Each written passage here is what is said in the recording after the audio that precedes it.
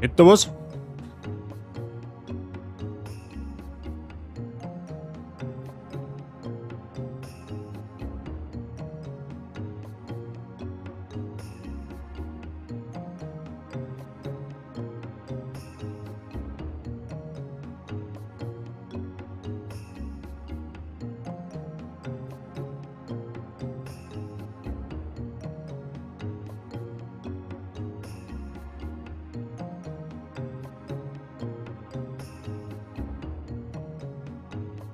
So, Mr. Werb und Mr. Motzok. Einen wunderschönen Samstagnachmittag. So, wir haben einen drauf, geht's Ihnen gut? Mit dem Motzok habe ich vorher gerade schon geschmatzt. Mr. Werbe gehen wir davon aus, die geht's auch gut. Sonst darfst du nicht da sitzen. Wahrscheinlich. So. Jetzt schauen. Weil wir alles auch da, habe ich dir. Bin mit einem halben Ohr dabei. Das klang überall hin. Das klang überall hin. So. Freilich, das hört man gern. Sehr gut, Mr. Werb. So. Ich gehe jetzt einfach mal ganz gar davon aus, dass wir mir Assassin's Creed jetzt dann durchbringen. Weil wir haben alle Namen getötet, so wie es ausschaut, und haben wir dann aus dem Animus ausgeflogen. Ich gehe mal davon aus, dass wir noch ungefähr 2 Stunden spielen werden. Ungefähr. Ja, je nachdem. Ein Streamer kann die theoretisch bis um 6. Halb 6, ungefähr. Mal schauen. Also fertig bringen der wir es normalerweise heute oder weil. Jetzt, wenn sie natürlich außersteht, dass wir jetzt in einer Stunde fertig haben, was ich nicht glaube, dann müssen wir überlegen, was wir tun. Ja? Da können wir aber dann schauen, wenn es soweit ist, weil da haben wir jetzt ehrlich gesagt nicht so wirklich Gedanken gemacht drüber. Aber gut. Da schauen wir dann, wenn es soweit ist. Genau. Ich sag's euch, ich bin froh, wenn das Wochenende ist. Samstag arbeiten ist unflauschig. Ich hasse Samstag Frühschicht. Weiß nicht, ob ich das schon mal gesagt habe, aber ich hasse einfach. Grundsätzlich. Aber gut, ja, man auf hohem Niveau.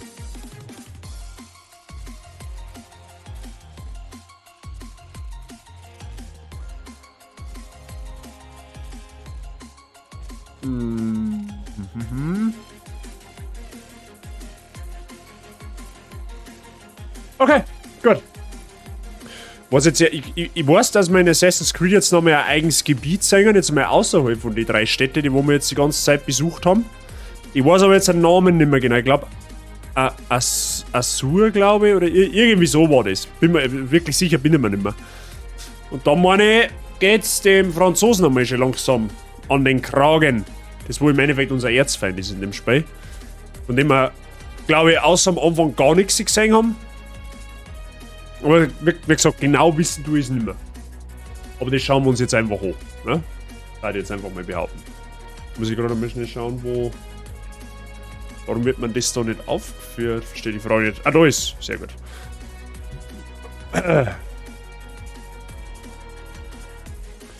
So.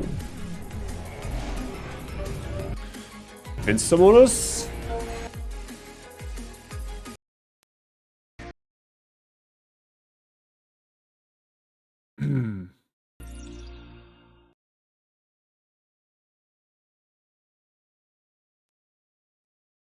Nice.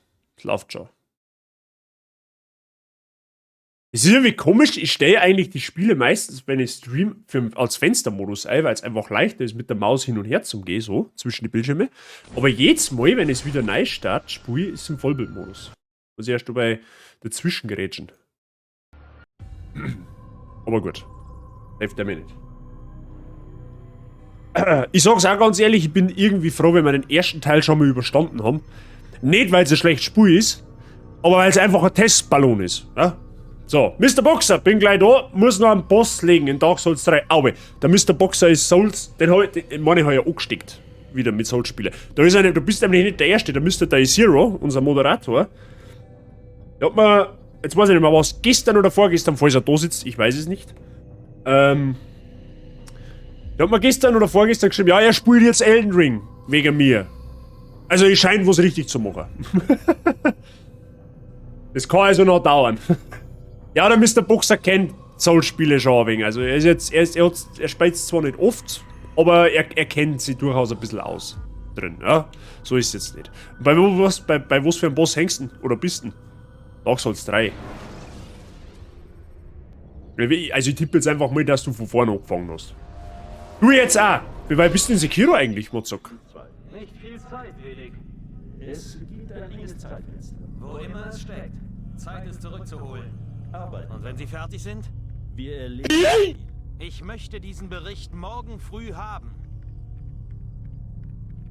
Ich habe ein bisschen Arbeit zu erledigen. So haben Sie den Rest der Nacht für sich. Oh, den Rest der Nacht. Amiga Corner, danke für das Following. Habe die Ehre. Alles gut bei dir. Willkommen, schönen Aufenthalt wünsche ich. Aha, also irgendwer macht ein Feuer unterm Hintern. So, wir haben die Nacht für uns. Mieze, wie schaut's aus? Wir haben eine Nacht für uns. Bist du bereit? Machst schmusen, mir war's wurscht. Was? Okay. Ich glaube, es gibt ein Problem mit dem Animus. Nein, er funktioniert gut. Ich bin sicher, dass er mich rauswarf als... Halten Sie besser den Mund. Erzählen Sie mir jetzt endlich, was hier vorgeht? Wir Nö. müssen Sie aufhalten, Desmond. Wenn Sie den letzten Gedächtnisabschnitt öffnen. Sie haben gerade erst angefangen. Sie wollen alles ändern. Wie wir leben, wie wir denken, wie wir sind.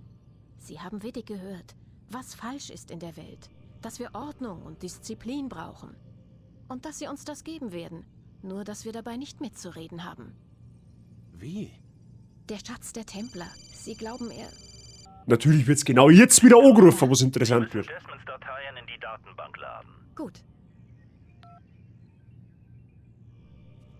Da liegt da übrigens wieder der Stift, den wir letztes Mal an Riddick, glaube ich, heißt der, geklaut haben. Oder trinken wir Euro-Mischung gegen Durst? Ich kann dann Mezzo Mix Zero anbieten, wenn's war. So, kann man mit dem Stift jetzt was machen? Natürlich nicht, oder? Aber den hat's nicht ohne Grund dahergelegt. Ja, die schmatzt man schon aus, da. Das ist noch nicht ausgeredet. Also was? Benutzen Sie mich, um den Templerschatz zu finden?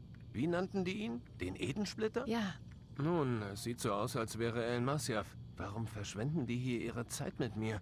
Warum schicken die nicht einfach ihre Leute? das geht nicht. Es ist nicht so einfach. Das Artefakt von Masyaf. Sie hatten es. Es wurde bei dem Unfall zerstört. Was hoffen die dann, was mein Ahne ihnen sagen kann? Sie hoffen, dass er ihnen zeigt, wo die anderen sind. Sie meinen, es gibt noch mehr von den Dingern? Oh, Desmond, Sie haben ja keine Ahnung. Du wieder Handy weg jetzt! Gibt So es ein fix. Problem, Miss Dillon? Nein, Warren. Alles Denver hier bei mir. Wo sind dann die Dateien? Ein unflaschiger Typ, ein Wahnsinn. Ich muss diese Dateien verschieben, bevor ihr Verdacht schöpft. Wir sprechen später wieder. Du gehst jetzt mit mir aufs Zimmer, wir haben eine Nacht für uns, da können wir nur schmerzen. Ich fange von vorne an mit Geschickbild, habe ich da Lust drauf gekriegt. Durchgespielt habe ich es ja noch nicht. Bin erst beim Fort vom Nordwindtal. Ah ja, beim Kolbenschwein. Moment, was Durchreiner. ist das alles ist Denver? Es heißt alles in Ordnung. Warum Denver? Es hat mit dem Flughafen von Denver zu tun und der unterirdischen Anlage dort. Dort ist der Unfall passiert. Unfall? Hallo? Also kann man jetzt da nicht mehr reden, oder was? Also die spielt sie wahrscheinlich ja. Also. Gar nicht müde? Ja, natürlich bin ich mir und du gehst jetzt mit, fix. Ja, die habt's ja wegen. Die habt's ja wegen. Das sehe ich schon. Die. Nicht so begeistert.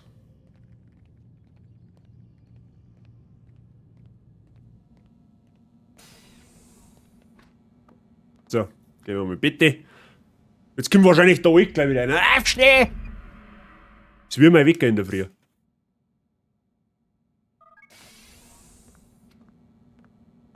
Die Zeit drängt, Mr. Miles. Sag ich denn? Ja, ich komme. Wir sind fast fertig, wissen Sie. Und dann was? Sie werden sehen. Vielleicht lässt man Sie zusehen, wenn es beginnt. Es ist nicht so schrecklich, wie Sie glauben. Naja, ich weiß, dass Sie mich nicht gehen lassen. Warum sagen Sie mir nicht, was hier vorgeht? Belustigen Sie mich. Ich bin kein Idiot, Mr. Miles. Ich glaube, Sie wissen bereits eine ganze Menge. Ich weiß nicht, wovon Sie reden. Natürlich nicht. Okay, dann frage ich Sie etwas anderes. Ja? Ein paar Dinge, die ich im Animus gesehen habe, scheinen falsch zu sein, unwahr, als ob die Geschichte falsch liegen würde. Irgendwie passt es nicht. Was passt nicht, Mr. Miles? Es passt nicht zu dem, was Sie im Online-Lexikon gelesen haben? Was Ihr Oberstufenlehrer Ihnen beigebracht hat? Lassen Sie mich eine Frage stellen. Haben diese vermeintlichen Experten Zugang zu geheimem Wissen, das anderen verborgen bleibt? Es gibt Bücher, Briefe, Dokumente, alle möglichen Quellen aus der Zeit. Einige scheinen dem zu widersprechen, was der Animus mir zeigt.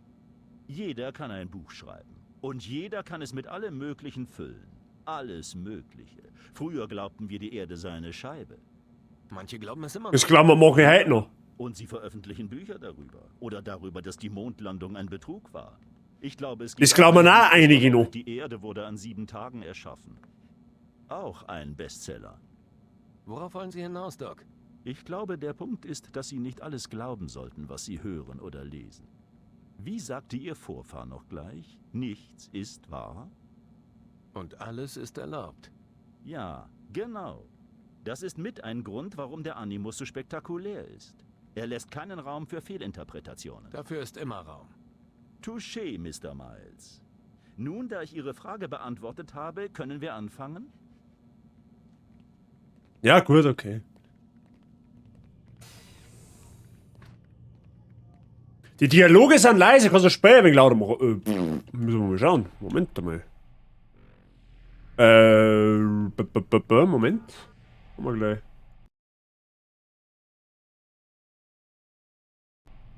So, ich später mal ein wenig aufgetragen. Jetzt muss ich da nochmal schauen, was die genauen Soundeinstellungen haben. Ich hab eigentlich nichts verstellt. Aber gib's mir gleich noch mal Rückmeldung. So kann ich da jetzt. Moment einmal. Also ich muss da einsteigen, ja gut.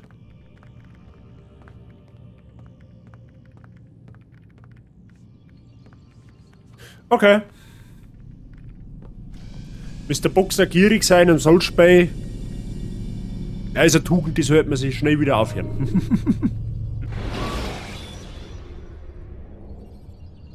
Greifen Sie nach einem Vorsprung, wenn Sie beim Klettern. Tretet ein, mein Schüler. Wir haben viel zu bereden. Es ist fast geschafft, Altair. Robert de Sable steht jetzt noch allein zwischen uns und dem Sieg. Sein Mund gibt die Befehle. Seine Hand gibt das Gold. Mit ihm stirbt das Wissen vom Schatz der Templer und die Bedrohung, die dieser darstellt. Ist besser? Ich verstehe immer noch nicht, wie ein so kleiner Schatz so viel Tumult verursachen konnte. Der Edensplitter ist die Verkörperung der Versuchung. Seht nur, was sie aus Robert gemacht hat. Nachdem er die Macht kostete, wurde er verschlungen. Er sah keine gefährliche Waffe, die zerstört werden muss, sondern ein Werkzeug, das ihm helfen würde, seinen Lebenstraum zu verwirklichen. Dann hat er von Macht geträumt. Ja und nein. Er träumt noch immer, wie wir, vom Frieden. Aber dies ist derselbe Mann, der das Heilige Land mit Krieg überziehen wollte. Nein, Altair. Wie könnt ihr, der ihr mir die Augen geöffnet habt, das nicht erkennen?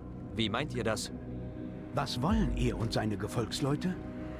Eine Welt, in der alle Menschen eins sind. Ich lehne dieses Ziel nicht ab. Ich teile es. Aber ich nehme Anstoß an der Art und Weise. Frieden muss erlernt werden, verstanden werden, willkommen geheißen werden. Er wollte es erzwingen. Und uns unseres freien Willens berauben. Sonderbar. So von ihm zu denken? Hegt niemals Hass für eure Opfer, Altair. Solche Gedanken sind Gift und vernebeln eure Urteilskraft. Könnte er nicht überzeugt werden, seine wahnwitzige Idee aufzugeben? Ich sprach mit ihm auf meine Weise, durch euch. Was war jeder Anschlag, wenn nicht eine Botschaft? Aber er hat sie ignoriert. Dann bleibt uns nur eine einzige Wahl. In Jerusalem seid ihr ihm zuerst begegnet. Dort findet ihr ihn auch jetzt. Möge dieses letzte Geschenk euch Stärke verleihen. Geht, Altair. Ein Daumen. Wir kriegen einen Daumen geschenkt. Sehr gut. Die kann er zuscheißen, den Typen. So, Leils, also wie gesagt, wenn es einmal Probleme gibt mit dem Sound, wenn was zu leise oder zu laut ist, ruhig Rückmeldung geben. Ist überhaupt kein Thema nicht. Je schneller wo ich weiß, umso besser ist Fenk. Und da überhaupt kein Thema nicht. Schwertmeister Schaden, sehr gut. Extra Wurfmesser, ja toll. Es ist ein Special Daumen, die kann durch Zürich Fenster fliegen. Ist die durch ein Zürich? Tatsächlich. Nicht so zu das Fenster geflogen. Ja, okay, das ist Special Daumen. Die scheiß da Granatäpfel, wenn du mich fragst. Aber der Herbert, ein wildes Basi, genauso ist. Das bin ich. Ja, so weit bin ich gerade nicht, aber versteh die Frage schon. So, nach Jerusalem sollten wir mir jetzt wieder, oder was? Ghost-Taube. Ich wollte gerade sagen, ich werde aber jetzt hoffentlich schon schnell reisen können. Vielen Dank dafür. Ab ins Büro. Ab ins Büro, Freunde.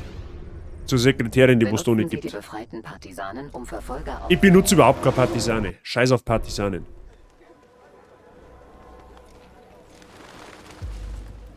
Was war denn das gerade? Moment einmal. Achso, das sind. Okay, ja, passt schon. Friede sei mit euch, Altair. Und mit euch, mein Bruder. Das Schicksal geht seltsame Wege. Dann ist es also wahr. Robert de Sable ist in Jerusalem. Ich habe die Ritter selbst gesehen. Diesem Mann folgt das Unglück. Wenn er hier ist, dann um Böses zu tun. Ich werde ihm keine Gelegenheit geben. Lasst euer Urteil nicht von Rachegelüsten vernebeln, Bruder. Wir beide wissen, dass daraus nichts Gutes entsteht. Das habe ich nicht vergessen. Fürchtet euch nicht. Ich suche nicht Rache, sondern Wissen. Ihr seid nicht mehr der, den ich einst kannte. Meine Arbeit hat mich vieles gelehrt. Schaut nicht annähernd so aus, Motzuk. Aber es gibt noch Teile des Bildes, die sich mir verschließen. Was meint ihr? All die Männer, die ich zur Ruhe legte, haben zusammengearbeitet. Vereint unter diesem Mann. Robert hat Pläne für das Land. So viel weiß ich sicher. Aber wie und warum, das wann und wo, diese Dinge entziehen sich mir. Kreuzfahrer und Sarazenen arbeiten zusammen? Sie sind weder das eine, noch das andere. Sie sind Templer. Die Templer sind Teil der Kreuzfahrerarmee. Das möchten Sie König Richard glauben lassen. Nein, sie sind nur Robert de Sable treu ergeben und der verrückten Idee, dass Sie den Krieg beenden werden. Ihr spinnt ein seltsames Garn. Ihr habt ja keine Ahnung, Malik. Aber sagt mir, wo ihr sie gesehen habt. Ich sollte ihm folgen, bevor er mir entkommt. Von 3 Orten weiß ich es sicher. Westlich von hier bei einem Wachturm und einem Hospital. Und dann im Südwesten bei der Grabeskirche. Seht, was ihr in Erfahrung bringen könnt. Ich werde dasselbe tun. Ich gehe so schnell ich kann. Seid wachsam, mein Freund. Mit 5 Fantasie bin ich mir jetzt nicht sicher, was ich da verhalten soll. Ich meine, okay, schwarz-weiße Kleidung trifft auf eine Sekretärin. Aber der Rest? Also ich weiß ja nicht. So, natürlich dürfen wir jetzt wieder irgendwelche Türme besteigen. Da wo wir wahrscheinlich jetzt mal von 100.000 Wachen angegriffen werden, so wie letztes Mal auch. Und ich tippe mal, dass das in einem Gebiet ist, da wo wir vorher noch nicht waren. Ja, weil alles andere macht halt jetzt ehrlich gesagt keinen Sinn. Das heißt, da ja die eh schon in der Nathand, nehmen wir ihm einfach die, weil es ja völlig egal ist.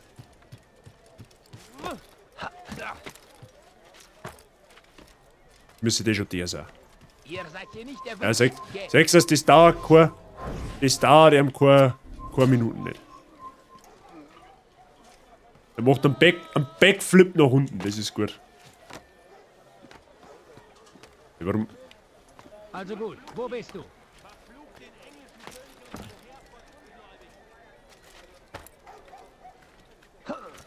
So, jetzt müssen wir doch mal schauen, was da aufgeht. Wer ist dafür verantwortlich? Sag doch nicht, weil du überraschend bist. Ihr habt nichts hier zu suchen. Warum komme ich eigentlich jetzt erst drauf, so scheiß Wurfmesser zum Werfen? Besteigen ist immer gut, ja. Da hast du nicht unrecht. Da schaut's mal nicht gut aus, oder? Nein. Hä? Wie kommst du denn auf die scheiß Bude rauf?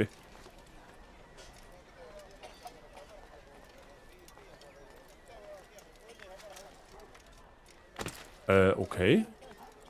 Wo vielleicht nur? Also Links ist ein Quadrat. Links ist ein Quadrat. Echt? So ein Quadrat.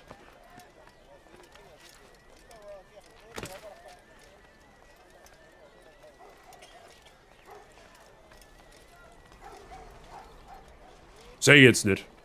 Mr. Mozzox. Ah!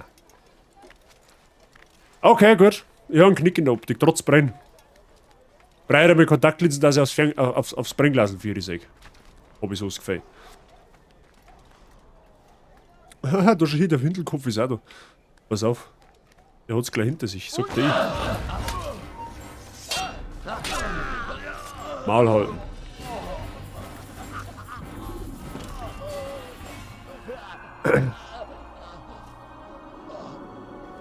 Und extra fleißlos im Verrecker da herum. Den stich ich jetzt nicht ab. Gut, der Turm war ohnehin fürs Licht, aber gut. Was hat's geheißen, im Südwesten, gell? Ja, das ist halt noch... Oh, das ist ja da herum. Ja gut, das war aber eigentlich auch wurscht.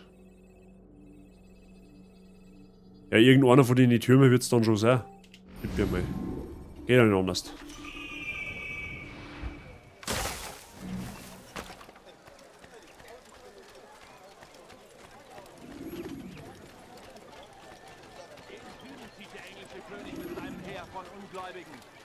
Und hinterlässt eine Spur des Schreckens.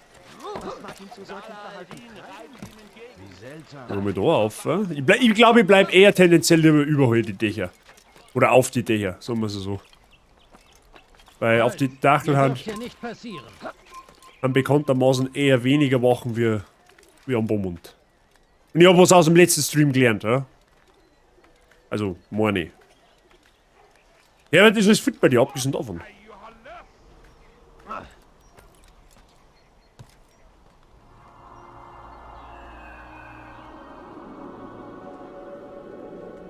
Aber war der nicht eigentlich im Tempel? Ja, sehr gut. Na, wegen verscheitelt werden wir noch sein, oder? Okay, der war offensichtlich auch fürs Licht. Ja, dann nehmen wir halt mit den.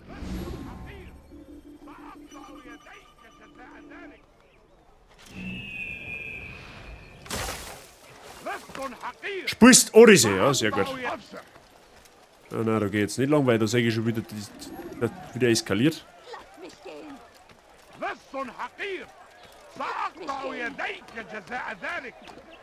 Was auch immer der da labert, keine Ahnung. Fragt's mich nicht. Ich weiß es nicht.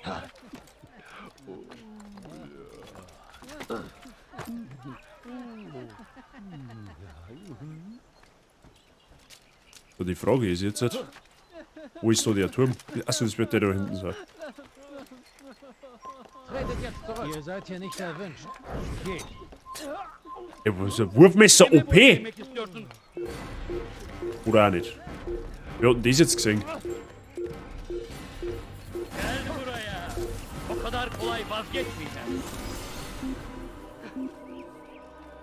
Ah, da der Templer-Sepp hat das gesehen, da schau her. Also jetzt hat er sich wegteleportiert, oder was? Auch nicht schlecht.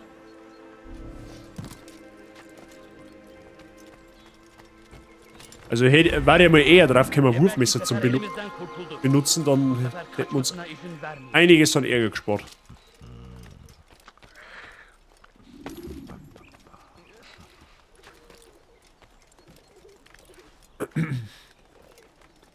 Gut, aber am Anfang haben wir auch nicht 15 Stück davon, das muss man vielleicht auch noch dazu sagen.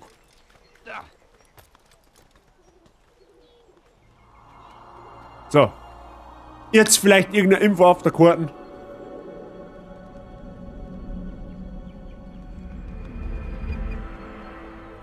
Ah ja, 2 sogar. Ah, das ist dann schon da, ja, wie ich gesagt habe. Dann haben wir mal Informant Nummer 1. Ja, das wird wahrscheinlich wieder irgendein so... Oh, nein, da ist der Temperatur nicht hin. Das wird wahrscheinlich entweder wieder so Flaggensammeldingser oder irgendeine Killquest. 100%.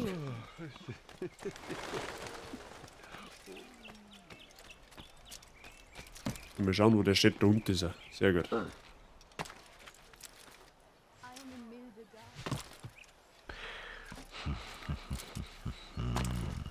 Friede sei mit euch, Meister. 5 Minuten ist Habt ja ihr all die Killquest. Templer in der Stadt gesehen? Ich wurde beauftragt, so viele zu töten, wie ich kann.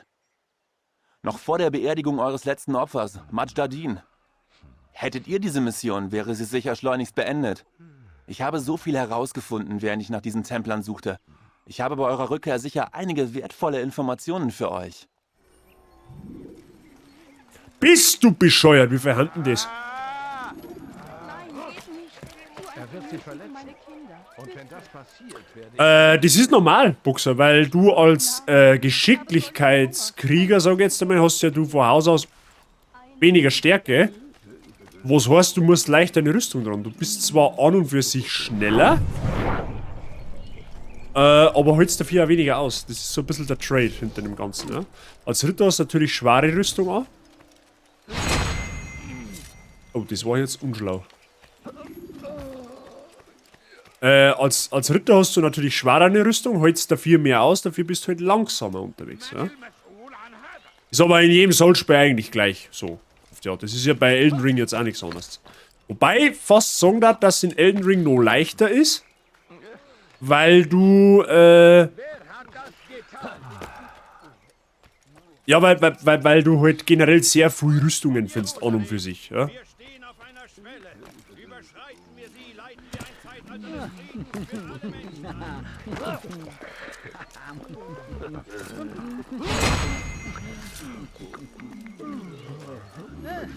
Ah, da ist der andere gerade gegangen.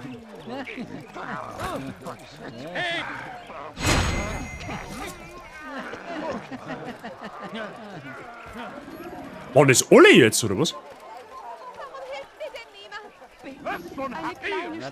Achso, das hat jetzt. Okay, das hat Zeit, dass er getriggert wird. Okay, ja, gut. Dann müssen wir es einfach vorher mal, ich wollte gerade sagen. Es hat leider als Trigger gegolten. Ja, ja. Das war nur so eine kurze Millisekunden, wo mir der entdeckt hat und das hat offensichtlich schon gereicht. Das hat offensichtlich schon gereicht, dass er triggert. Ja, jetzt kommt er da wieder Nerven. Ah, Spey. Wann wird er mit dem Unsinn aufhören? Testballon. Einfach nur Testballon. warum tut er das wohl?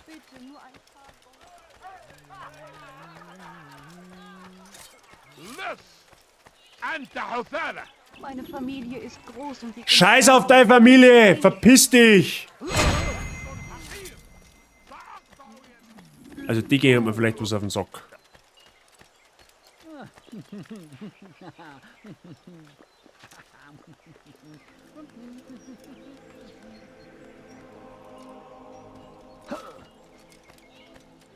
Halt!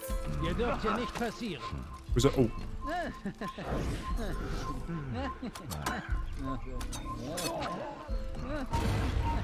Ja, es war eigentlich logisch, dass Daisy jetzt nicht ohne Konsequenzen bleibt. Ich hasse die Killquests.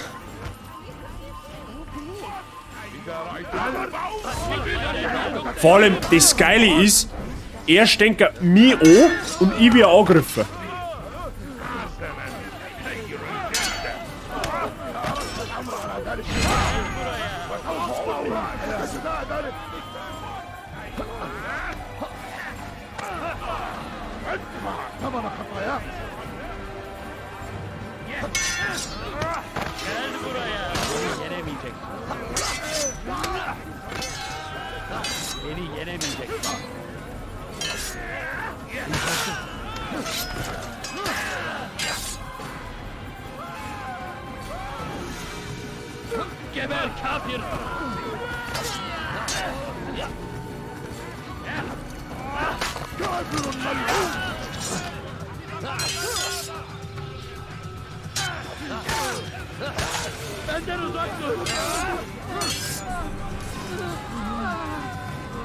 Ja, genau, lauft es Mühle. Ja, Schnur haben aber eigentlich die Ritterrüstung glücklich getropft von einem Gegner, die ist sehr gut. Vielleicht nicht ganz zu meinen Offen. Ja, du ist ja jeder Tag anders, ich meine. Aber du weißt das ja, Assault-Spiele, das ist halt einfach Looten und Bluten, ne? Die Bettlerinnen sind schon hart nervig. Nicht nur die Bettlerinnen.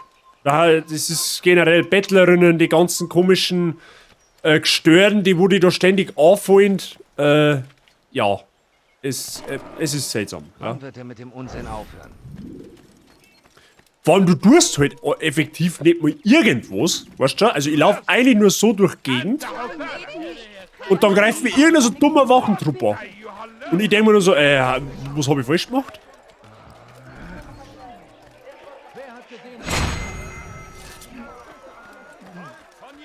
Wir drehen jetzt einfach Runden, hätte ich gesagt.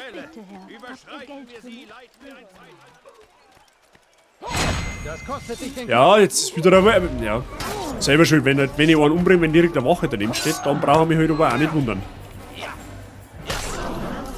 Also ich hoffe, es habt Zeit mitgenommen, weil das könnte jetzt ein bisschen dauern. Ja? Das könnte jetzt eher mal ein wenig dauern, bis dass wir da mal so weit haben. Dass das zauberhaft läuft. Ja? Vor allem, weil an jeder Ecke irgendein anderer gestörter NPC umeinander steht, der wo man das Leben schwer macht.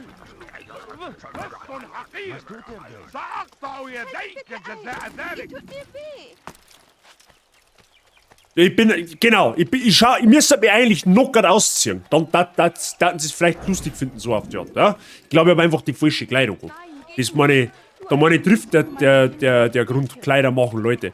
Deswegen haben auch die ganzen Waschweiber schon auf mich, weil die meinen, ich habe einen Haufen Geld. Weil ich Auftragskiller bin. Das ist meine Theorie, Freunde. Und der hält die eisern fest. Und das stehe ich auch alle bald ab, ohne Witz. Ja, ich habe wieder nichts gemacht. Ich habe einfach wieder nichts gemacht und wir angegriffen. Das Spiel macht mich fix und fertig. Also nervlich. Nervlich macht mich dieses Spiel komplett mürbe.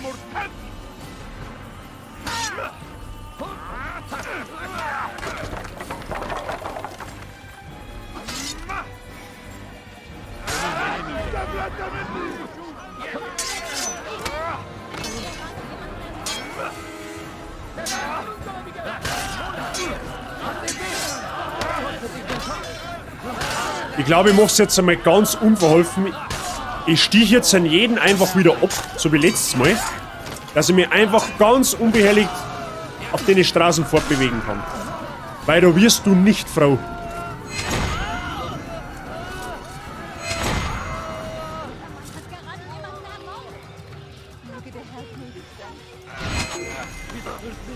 Ah, macht nichts. So, nächste Hit.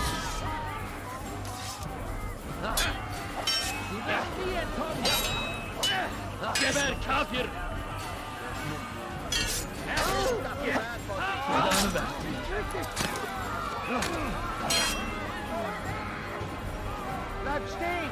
Ihr könnt nicht entkommen!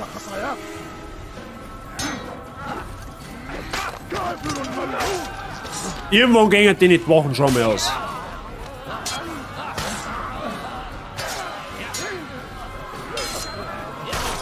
So. Ah, da steht der nächste Zipfel am Tag ist her. Der war gar nicht lang umeinander. Ab vom Hof. Jetzt machen wir mal Massaker auf der Straße, oder? Mir ja auch nichts passiert. So.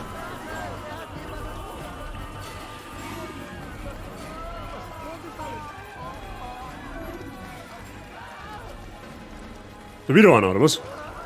Da ist ein Schläger, okay. Ah, der nächste. Ab.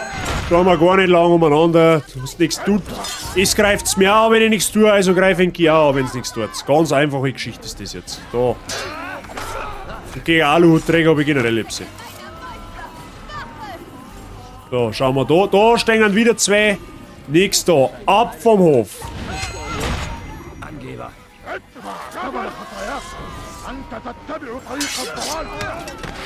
Jetzt machen wir mal Schluss mit lustig da. Ungläubiger, ich werde euch in die Schranken weisen. Steht auf meiner Seite.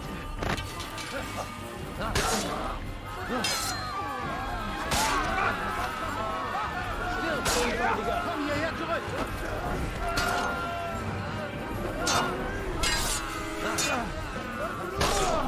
Der Herr sei gepriesen. Ihr habt mich gerettet. Die Gut. Stadt wird von eurer Tat erfahren. Sonst noch wer? Hat noch wer Bock? Ja, da kommt schon wieder einer. Da gehst her. Da. Haben wir nicht gleich. Man zieht da lang umeinander.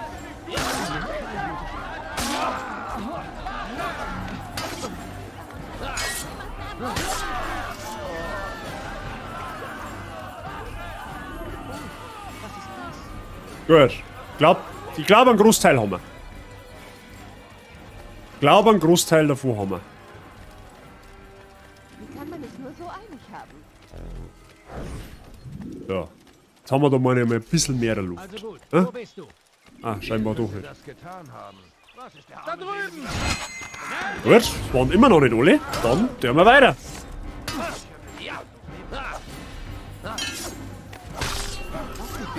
Schau, vorsichtshalber noch da oben, weil wissen kann man es nicht.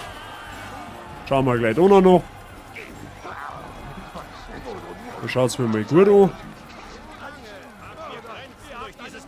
Ja, Templer-Idioten haben da schon Angst. Ich habe solchen Hunger. Ein bisschen Geld, bitte. Wir alle. Ich flehe euch an. Ich bitte euch. Gut.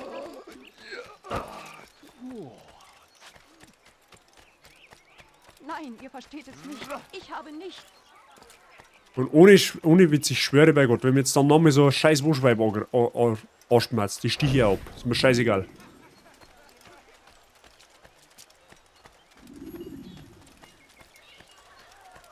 Eine milde Gabe. Das können wir doch die Wochen alle wieder. Nur ein Das bist du paar verarschen, oder was? Goldstücke. Bitte.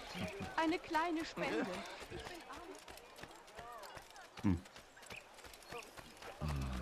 Er hat sich wohl verspätet. Oh, jetzt habe ich Kling nicht ausgerüstet. Ja, okay. Wenigstens triggert du jetzt nichts. Wo will er hin? Ah, halt, da ist er. Ja, den kann ich wieder nicht durchstechen, weil da triggert er da wieder. Aber jetzt ganz theoretisch, oder? Ah, der kehrt gar nicht. Der kehrt da gar nicht hin, oder? Ja. Geht mir aus den Augen.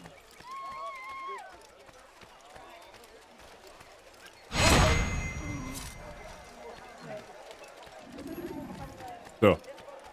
Versuch 647. Schauen wir mal.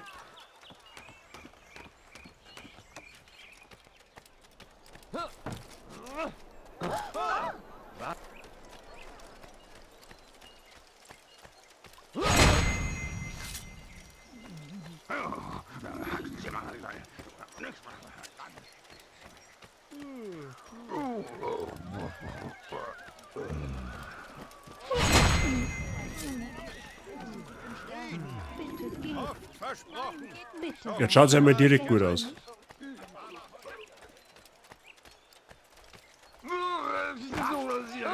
Muss jetzt ausnahmsweise durchgehen.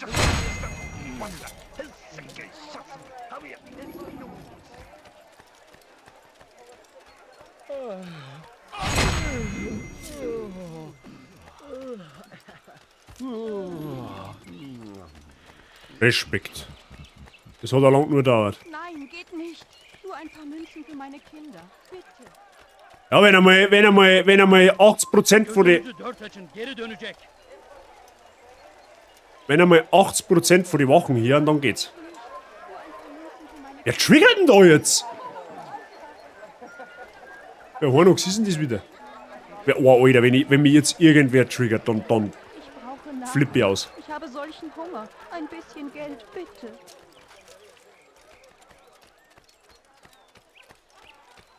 Dann wo ist jetzt... Hä? Ja, Grubinal, wo ist denn der andere jetzt? Warum tut er das wohl? Gott erbarme dich, er ist verrückt. Macht er das?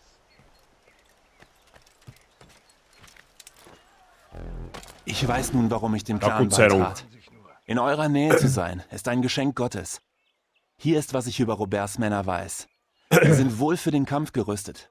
Sie auf einmal zu bekämpfen, wäre unklug. Lasst sie euch jagen, bevor ihr zurückschlagt. Doch ist es respektlos von mir, einem Meister zu sagen, wie er sich im Kampf verhalten soll. Verzeiht mir, Meister. Nichts für ungut. Wir haben jetzt die ganzen Misere auf uns genommen, damit er uns im Endeffekt gar nichts sagt. Ja, toll. Also ich hoffe, dass das die letzte Killquest war in dem Run jetzt.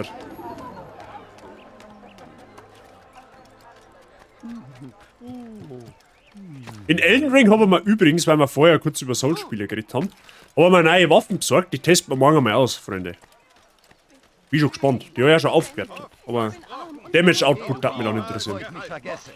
Aber heute ist es anders. Kreuzritter ziehen durch die Straßen von Jerusalem, nicht um es zu besetzen. Kein Übel ist in ihren Herzen. Lasset uns diese Gelegenheit nutzen. Redet mit ihnen. Macht Zugeständnisse. Zusammen können wir endlich den so oft versprochenen Frieden wahrmachen.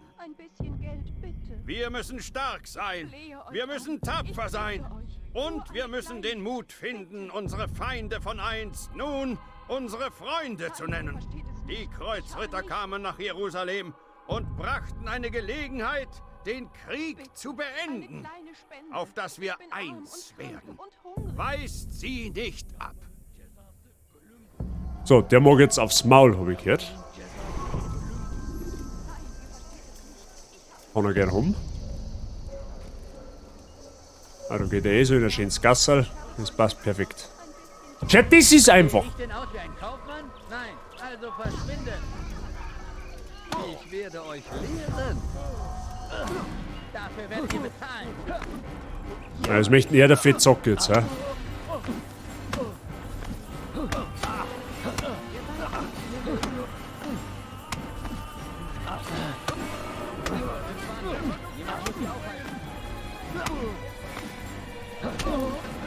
Oh, was davor? Ihr sprecht von Frieden, aber es sind nur leere Worte. Nein, ich sage die Wahrheit. Warum behauptet ihr etwas anderes? Ihr seid ein Tempel. Sei Omidere. Das bin ich. Was wird bei Dann dir? seid ihr auch ein Lügner und Betrüger. Wie euer Meister. Wo ist er? Was hat er vor? Er sucht den Frieden. Ich schwöre es. Und als Beweis mögen seine Taten dienen. Ein Christ beim Begräbnis eines Moslems. Wir wollen all dem ein Ende setzen. Nur weil es euren Bedürfnissen dient. Aber unsere Absicht ist edel. Das Land wird unter unserem Banner vereint. Vereint durch Gewalt. Ihr würdet uns versklaven. Es ist zum Besten. Nein, ist es nicht. Und solange meine Brüder und ich atmen, werdet ihr nicht obsiegen. Und tschüss. 14 Stunden Schlaf. Ja, also wenn's da jetzt immer noch nicht fit wird, dann darf ich da zum Doktor raten. Also ich hoffe, du hast aber einen sehr gesunden Schlaf gehabt. Leck mich am Arsch, 14 Stunden.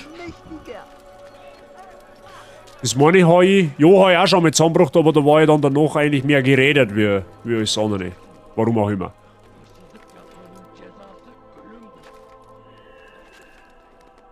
Ah, da müssen wir da auf die Kuppe auf, so wie ich das sehe, oder? Ah, da müssen wir her, sehr gut. Perfekt.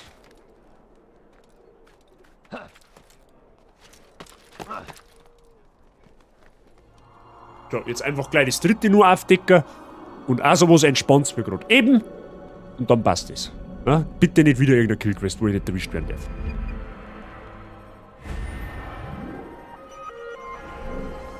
Was ist denn das? Informantenherausforderung. Ah, nein, lieber nicht. Was haben wir da? Informantenherausforderung.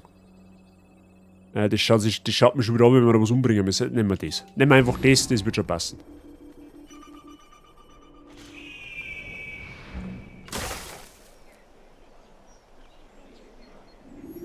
Ein Powernap vor einer Stunde aus der anderen gemacht. Ja, ist eh klar, weil nach dem Schlaf ist man erschöpft, dann muss man da jetzt halt nochmal hinhauen. Das ist eh völlig klar. Also ich verstehe es schon.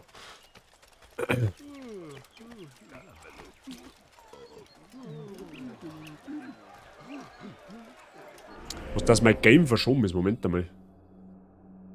Ja, das ist verschoben tatsächlich, jetzt wo du das sagst. Moment, das haben wir gleich. Weil der wahrscheinlich, jetzt Moment.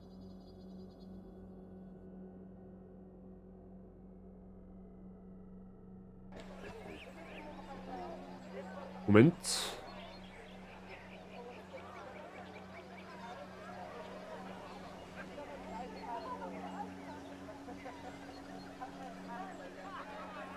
Ah, ja, jetzt hat er's. Jetzt hat er's gefressen. Toll, jetzt können wir da nicht mehr um. Ja, genau, das ist eben das.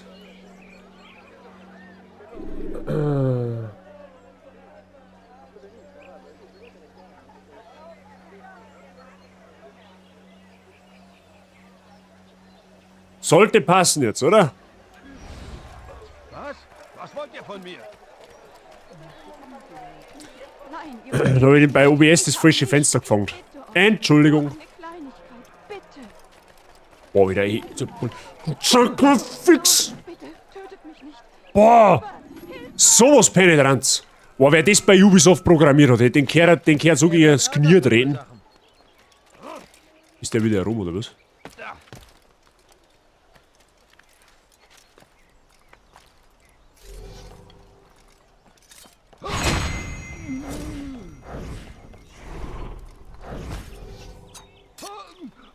Nur für den Fall. Und der hat noch einen Salto gemacht, sehr gut. Jetzt steht er da unten. Ja, wie auch immer. Schön euch zu sehen, Bruder. Ihr seid wegen des Begräbnisses hier oder wegen Robert. Ich habe meine Augen und Ohren offen gehalten, aber ich habe nichts zu berichten. Hier ist es ruhig. Vielleicht hat Tariq etwas gesehen oder gehört. Er ist nicht weit von hier postiert. Geht zu ihm. Seht, ob er etwas weiß. Also, wir sollten ihm jetzt da hier fetzen, oder was? Ja, dann fetzen wir mal. Oh, irgendwie klar, oder?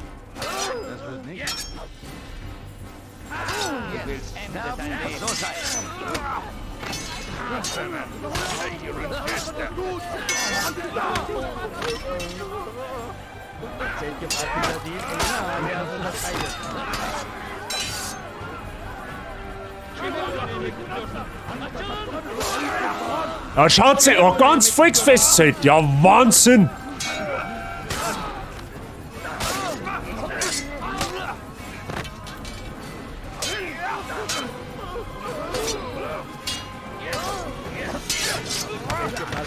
Und alle Mengs aufs Maul, ja, das können sie haben.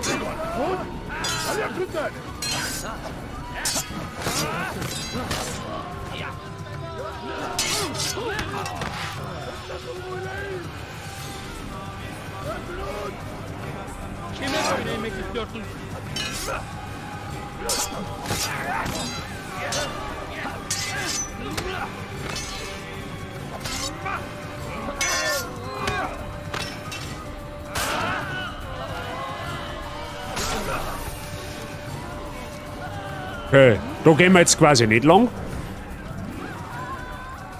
Wobei, eigentlich ist es wurscht, wenn wir keine Wochen nicht da haben.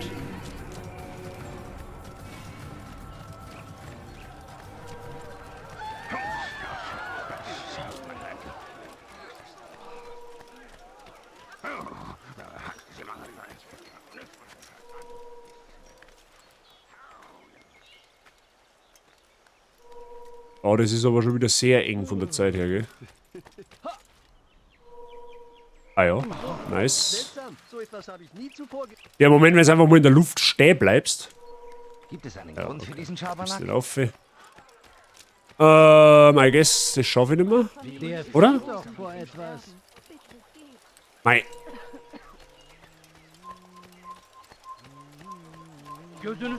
Ihr kommt zur rechten Zeit, Altair. Ich habe etwas sehr Nützliches gefunden. Die Befehle für Roberts Wachen. Ich habe eine Karte angefertigt, die ihre Positionen zeigt. Macht sie euch zunutze. Okay, wir haben alle Informanten, Gott sei Dank. Zufte. Ich hau jetzt eine Frau aufs Maul, die um Geld bettelt. Ich sag's euch, wie es ist. Anstechen tue ich jetzt einmal ausnahmsweise nicht.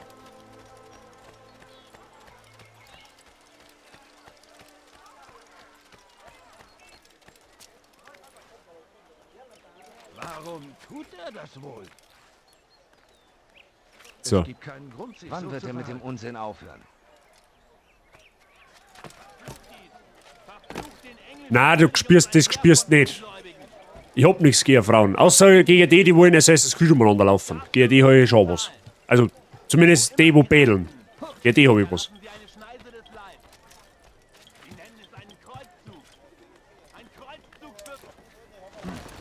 So. Ihr verbreitet den Geruch des Erfolges, Bruder. Ich war nur nicht weiß duschen. viel über den Feind. Dann teilt euer Wissen. Sehen wir, ob es uns weiterhilft. Robert und die Templer ziehen durch die Stadt. Sie sind gekommen, um Majd'Adin die letzte Ehre zu erweisen. Sie werden sein Begräbnis besuchen. Also werde ich das auch. Warum sollten die Templer seinem Begräbnis beiwohnen? Ihre wahren Absichten habe ich noch nicht erkannt, aber ich werde mir Gewissheit verschaffen. Das Volk ist geteilt. Viele fordern ihr Leben. Andere glauben zu wissen, dass sie hier sind, um zu verhandeln, um Frieden zu schließen. Frieden? Ich sagte es euch. Die anderen, die ich erschlug, sagten dasselbe. Das würde sie zu unseren Verbündeten machen. Und doch töten wir sie. Macht keinen Fehler. Wir sind nicht wie diese Männer. Auch wenn ihr Ziel edel erscheint, ihre Wege, es zu erreichen, sind es nicht. Zumindest, das ist, was Al-Mualem mir sagte. Wie lautet euer Plan? Beim Begräbnis trete ich Robert gegenüber. Je eher, desto besser. So Metall mit das oder nimmt die Farbe vom Schwert mit der Zeit an, also ändert sich die irgendwie mit der Zeit, weil mittlerweile hat er ein goldenes Schwert. Euch hold sein. Also der alte hier. Malik, bevor ich gehe, habe ich euch etwas zu sagen. Heraus damit.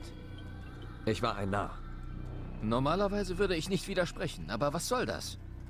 Was meint ihr? Die ganze Zeit. Ich sagte nie, dass es mir leid tat.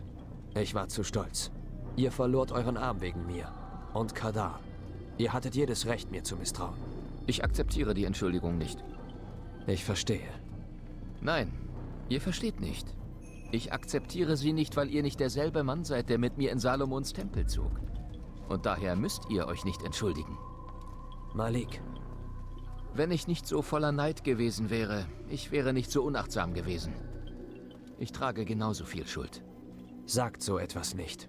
Geht da der Wind drin in der Bude so oder wie was? wir den Ruhm unserer Erfolge teilen, sollten Klimaanlage wir den winkt stark Schmerz öfter. unserer Niederlagen teilen. So wachsen wir zusammen. So werden wir stärker. Danke, mein Bruder. Ruht euch aus, Altair, auf dass ihr dem, was vor euch liegt, gewachsen seid.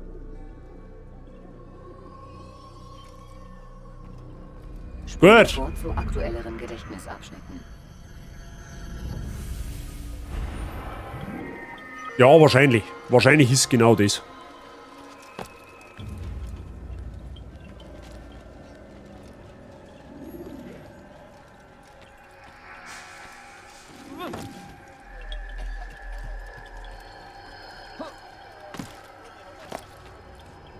So. Aber ich glaube, also ich weiß, dass wir nochmal in ein anderes Gebiet kommen für eine Mission, quasi kurz.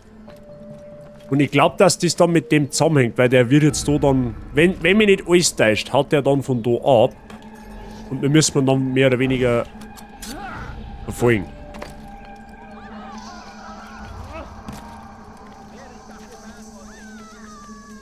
Bitte, Herr, habt ihr Geld für mich? Eine milde Gabe.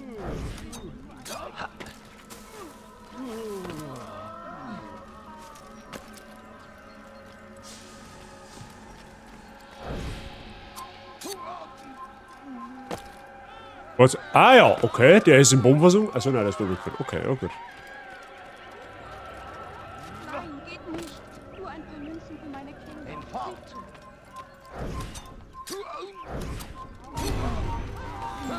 Wer könnte das getan haben? Weil der Wurfmesser in dem Speichern echt OP. One-Shot ist einfach mal an jeden Schützen damit. Schon nicht schlecht. Warum tut er das? Was mag er haben? So ein Narr! Gibt es einen Grund für diesen Schabernack?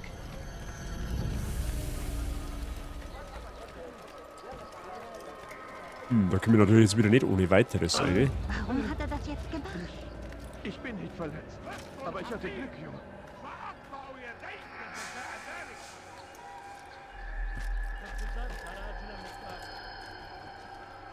Gut. Natürlich in der fetten Burg, was uns auch sonst? Ach, da ist das Begräbnis offensichtlich. Okay, kann man da hin, ohne der Hochstufe wieder? Sehr gut.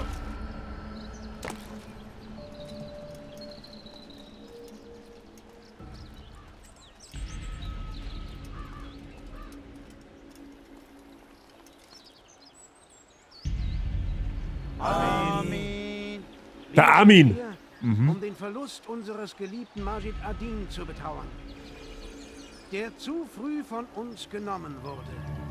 Ich weiß, dass sein Tod Trauer und Schmerz in euch weckt. Aber trauert nicht. Denn so wie wir aus Mutters Schoß geboren werden, so müssen wir alle eines Tages diese Welt verlassen. Das ist der Lauf der Dinge, wie der Auf- und Untergang der Sonne. Nutzt diesen Moment, denkt nach über sein Leben und dankt ihm für seine guten Taten. Wisset, dass ihr ihn einst wiedersehen werdet im Paradies.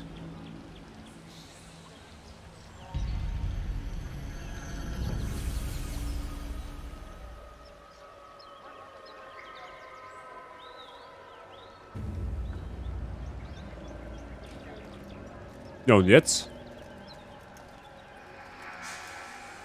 Amen. Der Armin.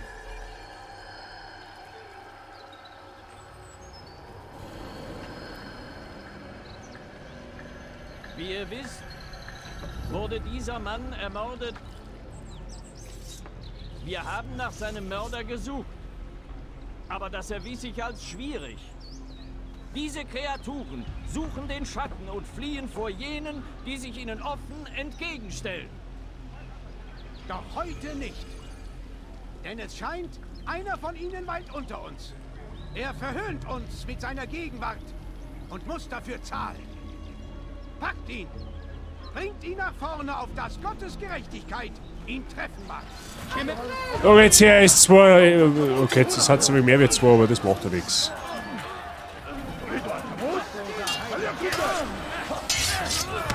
Ist der andere jetzt der Vorlauf oder was? Nein, das ist nur noch. Okay. Ja, schützen auch noch.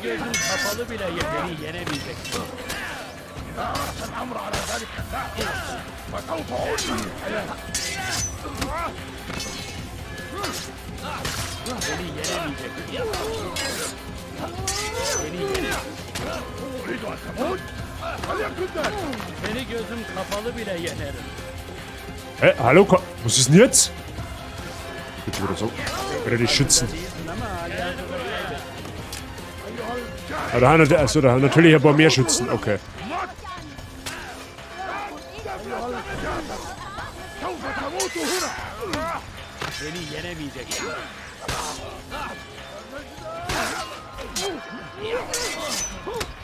Ja, die Schützen, die bringen mir gerade ein wenig knackt.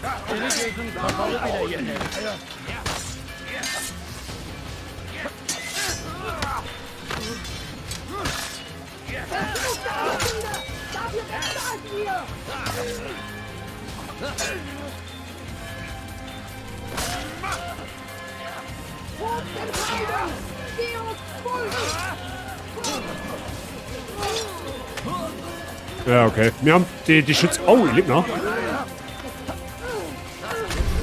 Okay, jetzt nicht mehr. Weil zu viele Schützen. Muss ich von dem Platz weglaufen, weil wenn da 6 oder 7 Bogenschützen haben. Schwierig. Ja, nein, aber nicht da jetzt. Aber auf gar keinsten Fall, gell? War schon ganz witzig jetzt, da mir denken, ich möchte gern Dart spielen, aber wir kämpfen an einer anderen Stelle.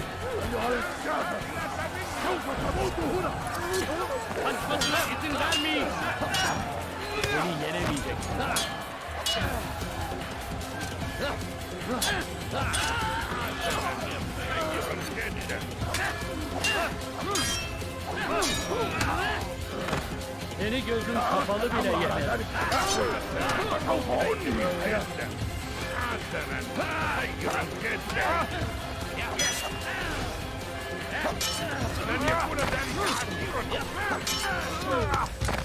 Seni gözüm kapalı bile yener. Seni gözüm kapalı bile yener.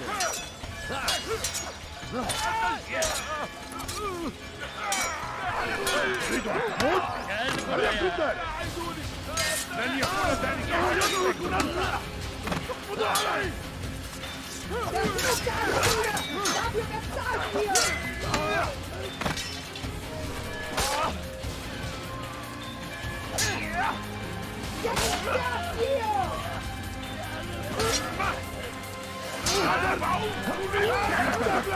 Ah, kriegst du eine Verstärkung, ja dann.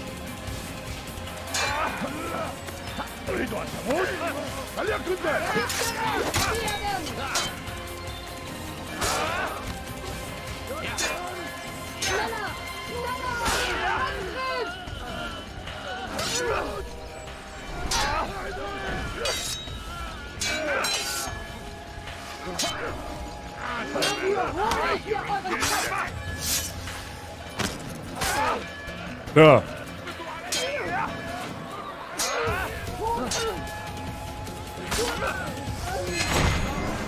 Ja gut, Seele. Ja, der Death-Counter stimmt nicht mehr. Ihr habt wohl jemand anderen erwartet. Ist das Hexerei? Keine Hexerei. Wir haben euch erwartet. Robert musste nur genug Zeit gewinnen, um wegzukommen. Also ist er geflohen. Wir können euch euren Sieg nicht nehmen. Ihr habt unsere Pläne vereitelt. Zuerst der Schatz, dann unsere Männer. Die Kontrolle über das Heilige Land ist uns entglitten. Aber dann sah er eine Möglichkeit, um das Gestohlene zurückzuholen. Um eure Siege zu unserem Vorteil zu nutzen. Al-Mualem ist noch im Besitz eures Schatzes. Wir haben eure Armee schon zuvor fehlgeleitet. Wie auch immer Roberts Pläne lauten, er wird wieder scheitern. Ah, aber dieses Mal sind es nicht nur die Templer, mit denen ihr es zu tun bekommt. Sprecht klar. Robert reitet gen Azur, um seine Sache vorzutragen. Sarazenen und Kreuzritter sollen sich vereinen gegen die Assassinen. Das wird nie passieren. Dazu gibt es keinen Grund. Vielleicht gab es keinen. Aber ihr habt ihnen einen geliefert. Oder besser 9. Die Leichen, die euren Weg pflastern, sind Opfer beider Seiten. Ihr habt die Assassinen zu einem gemeinsamen Feind gemacht und damit die Zerstörung eures gesamten Ordens besiegelt. Gut gemacht. Nicht 9. 8. Wie meint ihr das? Es ist nicht seine Frau? Ich werde euer Leben nicht nehmen. Ihr seid frei. Aber folgt mir nicht. Das muss ich nicht. Ihr seid bereits zu spät. Mal sehen. Ist das nicht seine eigentliche Freundin? Oder wird das nicht seine Freundin?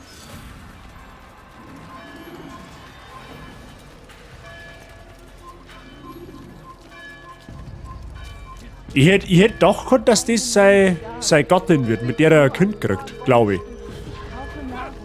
Also zumindest, jetzt weiß ich nicht mehr genau, wann die vorkommt. Ich glaube, im zweiten Teil gibt es einmal eine Sequenz. Oder war das erst in Revelations? Das kann natürlich auch möglich sein. Aber auf alle Fälle gibt es einmal eine Sequenz, da sieht man er mit einer Frau. Und ich glaube, dass das sogar sie ist.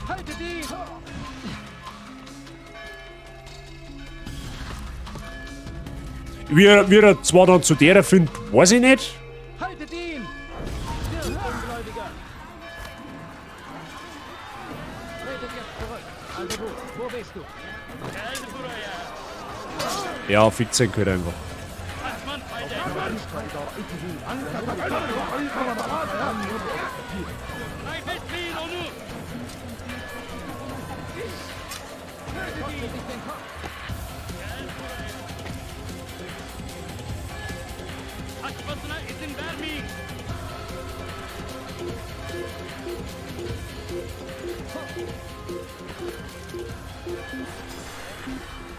Perfekt.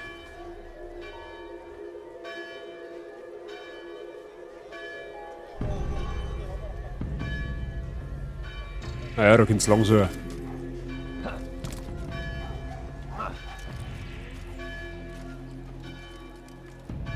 Oh, Alter, hier, komm. Wie, als ob er da nicht aufgekommen, weißt du? Also, es ist so richtig, im Vergleich zum Ezio, der Ezio springt da 5 mehr auf, wenn es pressiert.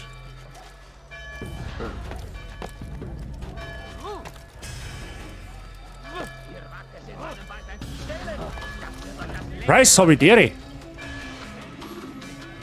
Was ist fit bei dir? Wie das deiner schaust. Es war eine Falle. Ich hörte, es gab Tumulte beim Begräbnis. Was ist geschehen? Robert de Sable war nicht dort. Er hat jemand anderes an seiner Stadt geschickt. Er hat mich erwartet. Ihr müsst zu Al-Mualem. Wir haben keine Zeit. Sie sagte mir, wohin er will. Wenn ich nach Masyaf zurückkehre, könnte er Erfolg haben. Und dann würde er uns vernichten. Was, frieren? Die meisten seiner Männer getötet. Wieso frieren? Er kann keinen offenen Angriff führen. Wartet. Sagtet ihr sie? Ja, es war eine Frau. Seltsam, ich weiß. Aber dafür haben wir keine Zeit. Wir müssen uns auf Robert konzentrieren. Wir mögen seine Reihen geschwächt haben, aber der Mann ist gerissen. Er trägt seinen Fall Richard und Salah al-Din vor, um sie gegen einen gemeinsamen Feind zu vereinen. Gegen uns. Das müsst ihr falsch verstanden haben. Das ergibt keinen Sinn. Diese Männer würden nie... Oh doch, das würden sie. Und es ist unsere Schuld. Die Männer, die ich tötete. Männer beider Seiten des Konflikts. Wichtige Männer für beide Führer. Roberts Plan ist ehrgeizig, aber er macht Sinn. Und er könnte aufgehen. Seht doch, Bruder, die Dinge haben sich verändert. Ihr müsst nach Masyaf zurück. Ohne Erlaubnis des Meisters können wir nichts tun. Es könnte die Bruderschaft gefährden. Ich dachte, ihr hättet das nunmehr begriffen. Versteckt euch nicht hinter Worten, Malik. Ihr führt unser Credo und seine Dogmen wie ein Schild. Er verbirgt etwas vor uns, etwas Wichtiges. Ihr habt mich gelehrt, dass man nichts wissen kann, nur vermuten. Nun, ich vermute, unser Kampf gegen die Templer geht tiefer. Wenn ich mit Robert fertig bin, reite ich nach Masyaf, auf das wir Antworten erhalten. Aber vielleicht könntet ihr schon vorgehen. Ich kann die Stadt nicht verlassen. Dann mischt euch unters Volk. Befragt die Diener der Männer, die ich tötete. Findet heraus, was ihr könnt. Ihr habt scharfe Augen. Vielleicht seht ihr etwas, das mir entgangen ist. Ich weiß nicht. Ich muss darüber nachdenken. Tut, was ihr müsst, mein Freund. Aber ich muss gen Arsur aufbrechen. Jeden Moment, den ich zögere, gewinnt unser Feind an Boden. Seid vorsichtig. Das werde ich. Versprochen. Ah ja, okay. Warst gerade mit Mobet im Sauwald unterwegs, ja? Da war ich mit Mr. Buxer auch schon das eine oder andere Mal. Gestern habe ich mein Bike zum Beispiel ausgewintert. War ein wenig... Ich bin zwar nicht weit gefahren, weil ich einfach nur schauen wollte, wo es funktioniert, so wie es soll. Aber ja, es ist noch ein wenig... Der Wind. Der Wind ist ein wenig unangenehm. Ja? So, jetzt muss ich quasi... Aha. Ich muss aus der Anstalt da jetzt aussehen. Okay.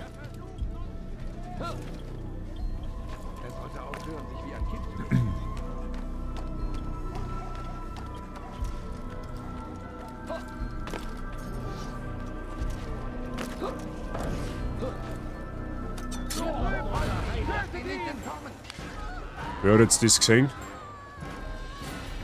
Gut, ist andere, das ist jetzt eigentlich auch völlig egal. Bleib stehen! Ihr könnt nicht entkommen! Bereue deine Sünden! Verliert ihn nicht! Braucht ihr etwas? Braucht ihr etwas? Ihr nie entkommen! Aus dem Weg! Er wird müde! Holt ihn euch! Oh ja, das ist gut. Aus dem Weg! Kommt nicht mehr!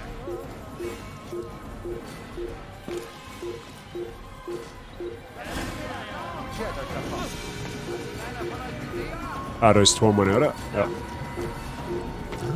Was tut dieser Narr denn? Er wird Ärger verursachen. So, da draußen ist ein Pferdl auf der linken Seite, wenn mich nicht alles täuscht. Bingo.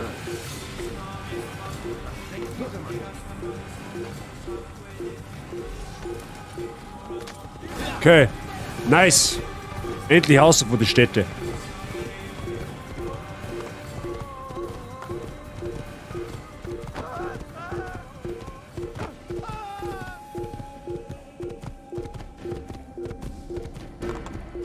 Ja, die werden wir jetzt wahrscheinlich nicht mehr nachkommen. Ah ja, ich muss jetzt vom Königreich aus nach Arsur reiten. Ja, genau, okay. Leitern sind eine akzeptable Art, Dächer.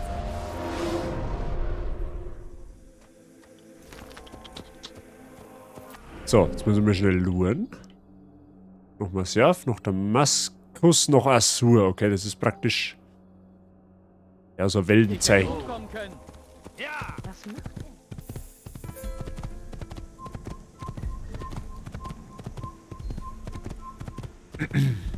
Stellt euch vor, man müsste jedes Mal, wenn wir irgendwas erledigt haben, nach Masyaf zurückreiten. Da kannst du das schießen gehen.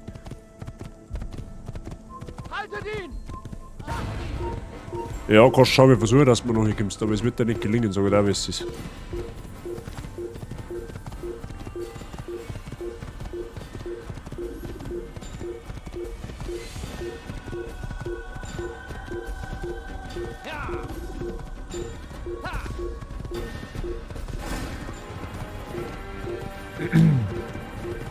Mich darf mal interessieren, ob man eigentlich sonst auch noch Arsur reiten kann. Ich glaube aber nicht, oder? Also so jetzt zum Beispiel noch im, weiß ich nicht, dritten Attentatsziel zum Beispiel. Geht nicht, gell?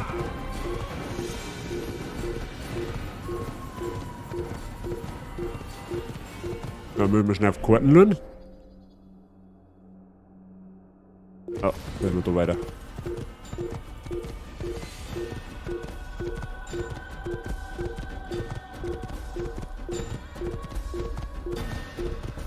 Also wenn ich, wie gesagt, wenn ich es jetzt da richtig im Kopf habe, aber es müsste so sein. Das müssen wir jetzt in Azur an Robert de Sable quasi hops nehmen, also unseren eigentlichen Feind, und danach kommt der eigentliche Drahtzieher. Ja, da sage ich jetzt aber nichts dazu, für den Fall, dass Leute da haben, die das nicht wissen.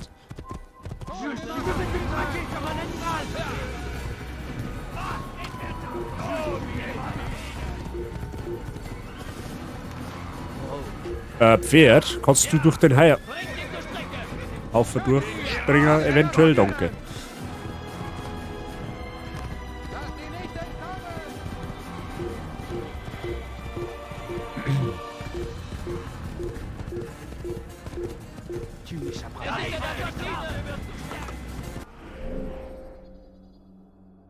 Ich merke gerade, wir haben entschieden falsch. Wir reiten jetzt quasi einmal im Kreis. Also durch.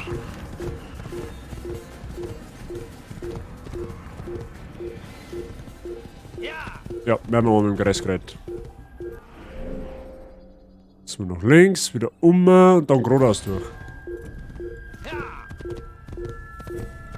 Dein Router gefreut sich halt mal so richtig blöds klump. Warum muss feiern denn? Hä?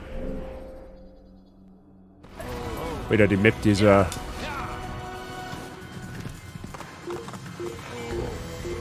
Oh, kann ich jetzt da nirgendwo. Ich wollte gerade sagen. Komm hierher zurück!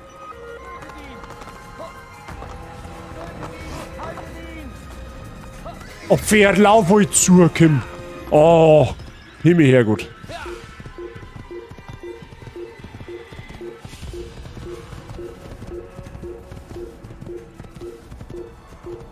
Ausschmeißen würde ich wieder mal. Hast du den schon mal reingestartet? Beziehungsweise, bist du. Ich tippe jetzt einfach mal, du bist bei der Telepack. Jetzt gerade, okay. Das löst die meisten Probleme, sag ich jetzt mal. Okay, wir müssen nämlich rechts so machen.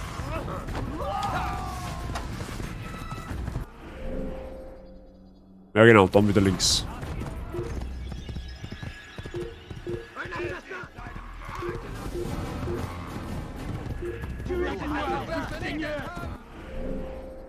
Und dann wieder links. Okay. Ah, jetzt wegen andere Routen. Okay, mein Zwerghaus geht schon wieder ab wie Sau. Und dann nochmal scharf nach links.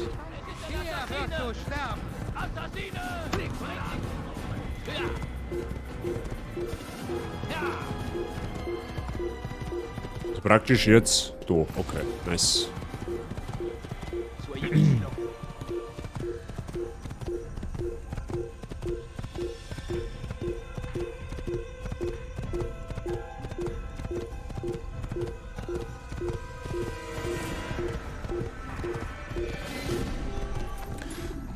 Okay, wieder ein Akt geschafft. Greifen Sie weit entfernte Feinde mit Wurfmessern. Ja, das war ein hilfreicher Tipp. Das habe ich heute auch mal für mich entdeckt.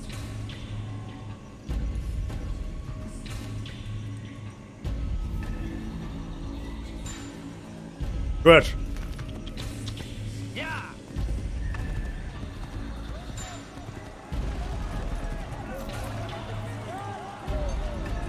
Ja, die gehen auf den Forschungszug, wenn du mich fragst. Ja? Die haben alle, gehen alle aus Schneemann. Ja?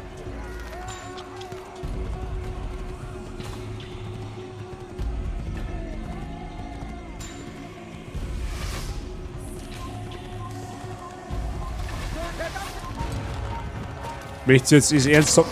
Aua.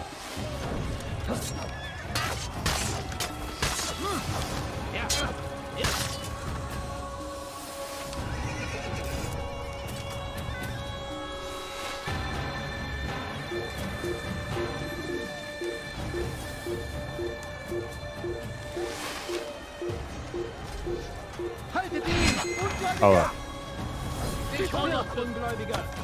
Ja, gehen wir mit over. Das ist gescheiter für uns, hä?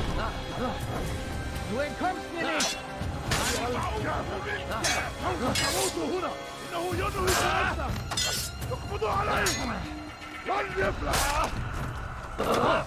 Wie es aber aufführt.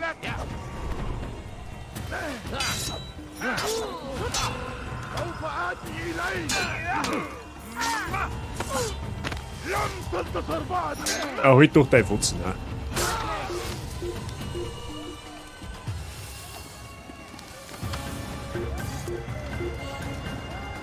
Das kostet dich den Kopf. Glaube ich nicht.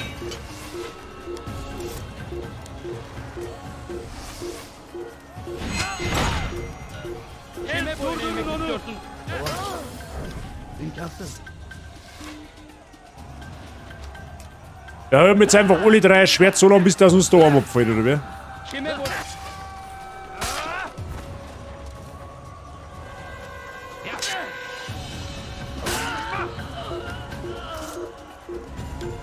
Gut.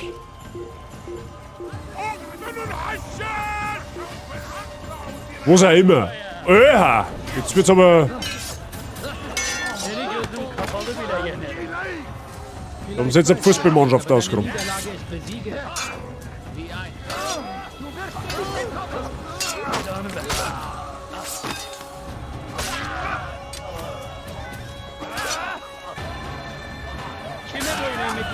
So ganz schwere Schläge kann ich für Freunde, so ist es jetzt nicht. Außer mir unterbricht die mal, dann.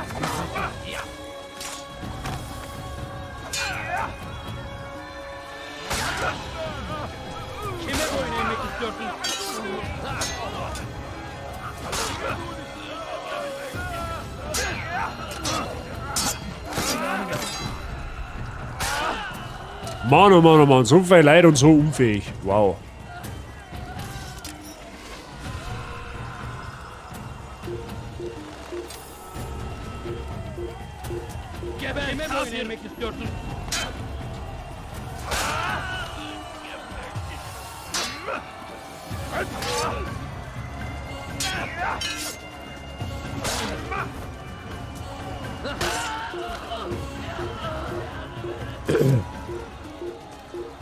Oben näher kommen. Oben näher kommen am Master Chief der Templer. Sehr gut.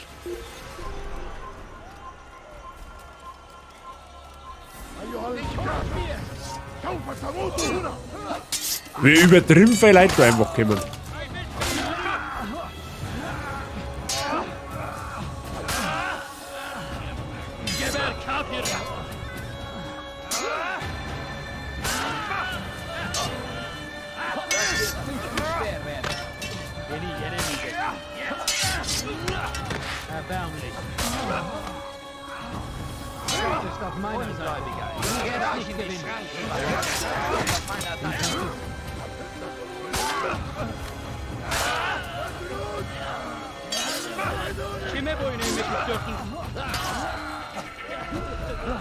Ich frage mich jetzt an der Stelle einfach gerade, wie OP unser Schwert ist.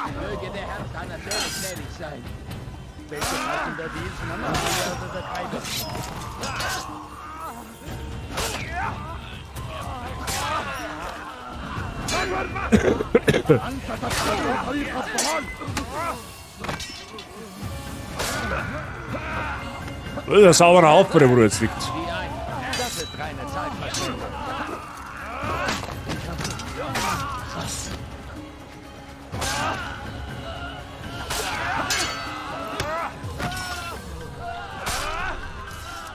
Ja. Einer gegen 20, da die jetzt auf alle Fälle auf den sitzen, der wo allein ist.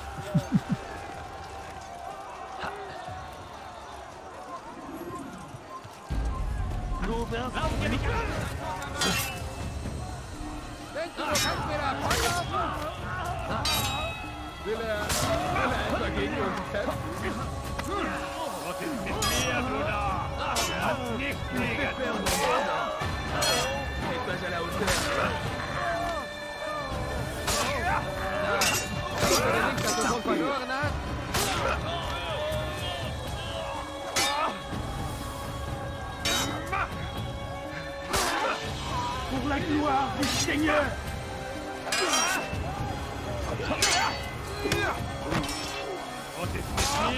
Les flammes de l'enfer vont purifier ton âme! À moi!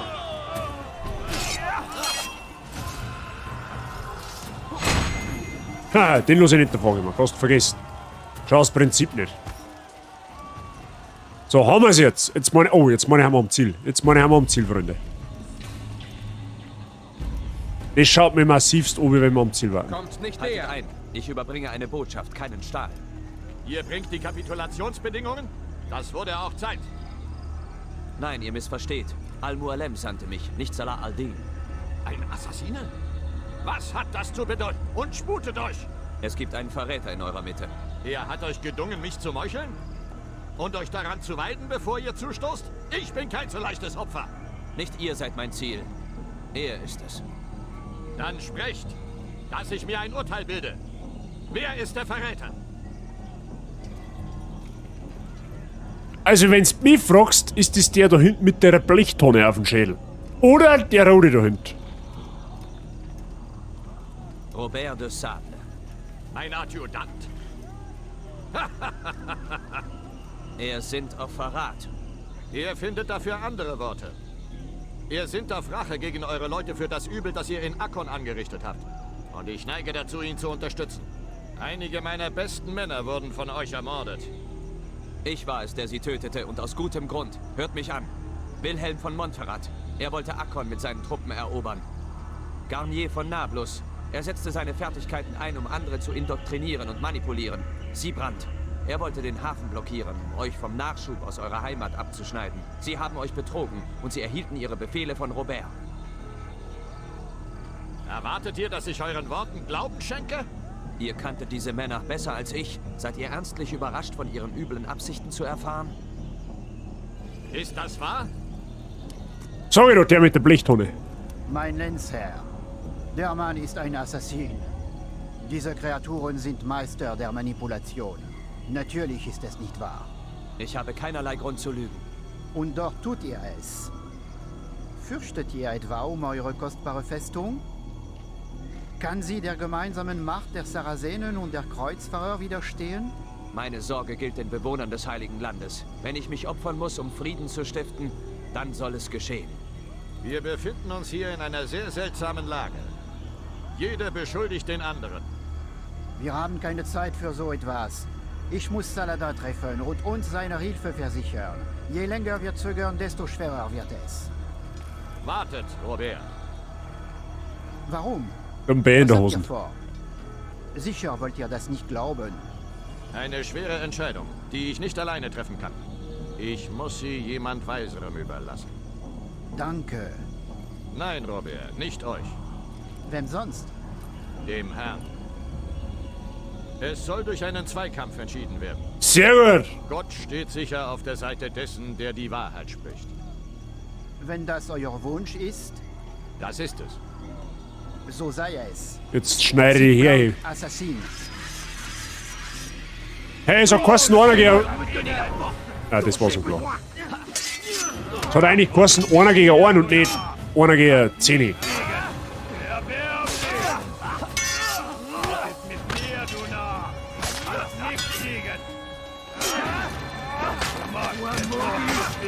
Aber du hast bereits verloren.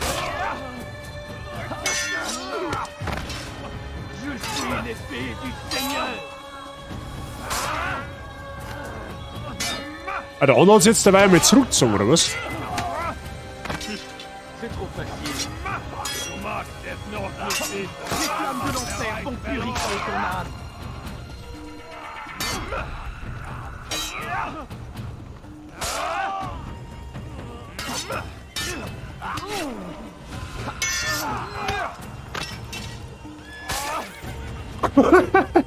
Ja, aber einen sauberen Salto gemacht.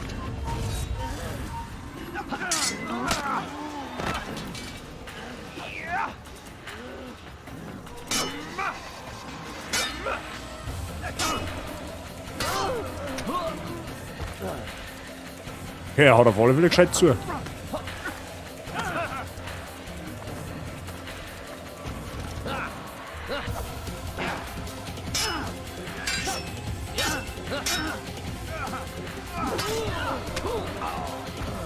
Aha.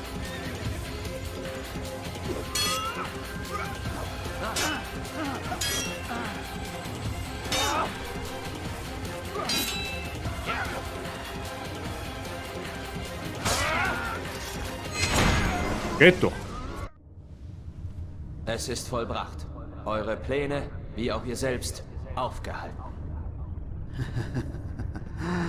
Ihr wisst nichts von den Plänen. Ihr seid eine Marionette. Er betrog euch, mein Junge, so wie er mich betrog. Drückt euch klar aus. Oder gar nicht. 9 Männer solltet ihr töten, ja? Die 9, die das Geheimnis des Schatzes kannten. Und weiter? Es waren nicht 9, die den Schatz fanden, Assassine. Nicht 9. 10. Ein 10.? Niemand darf das Geheimnis kennen und leben. Gebt mir den Namen. Oh, ihr kennt ihn gut. Und ich bezweifle, dass ihr sein Leben so willig beenden würdet wie das meine. Wer? Es ist euer Meister. Oha. Al-Mualim. Aber er ist kein Templer. Habt ihr euch nie gefragt, woher er so viel weiß? Wie viele wir waren? Wo wir sind? Wonach wir trachteten? Er ist der Meister. Oui. Meister Sehr der einfach. Lügen. Wir sind nur 2 weitere Bauern in seinem Ich aber der. Und nach meinem Tod bleibt nur ihr. Ob ihr wohl überlebt, bei allem, was ihr wisst? Mich interessiert der Schatz nicht. Ah, aber ihn schon. Der einzige Unterschied zwischen ihm und mir ist, dass er nicht teilen will. Nein. Nati, grüß dich. Nur nicht, oder? Na, ist fit. Dass ich Sieht das deiner aus? Feind euch vor Schaden bewachte. Und nun nehmt ihr mein Leben und beendet damit zugleich das eure. Also, Freunde, er sagt, der Al-Mualim, unser Master, ist der Verräter. Schauen wir mal, ob das stimmt. Gut gekämpft, Assassine. Es scheint, Gott stand heute auf eurer Seite. Gott hatte damit nichts zu tun.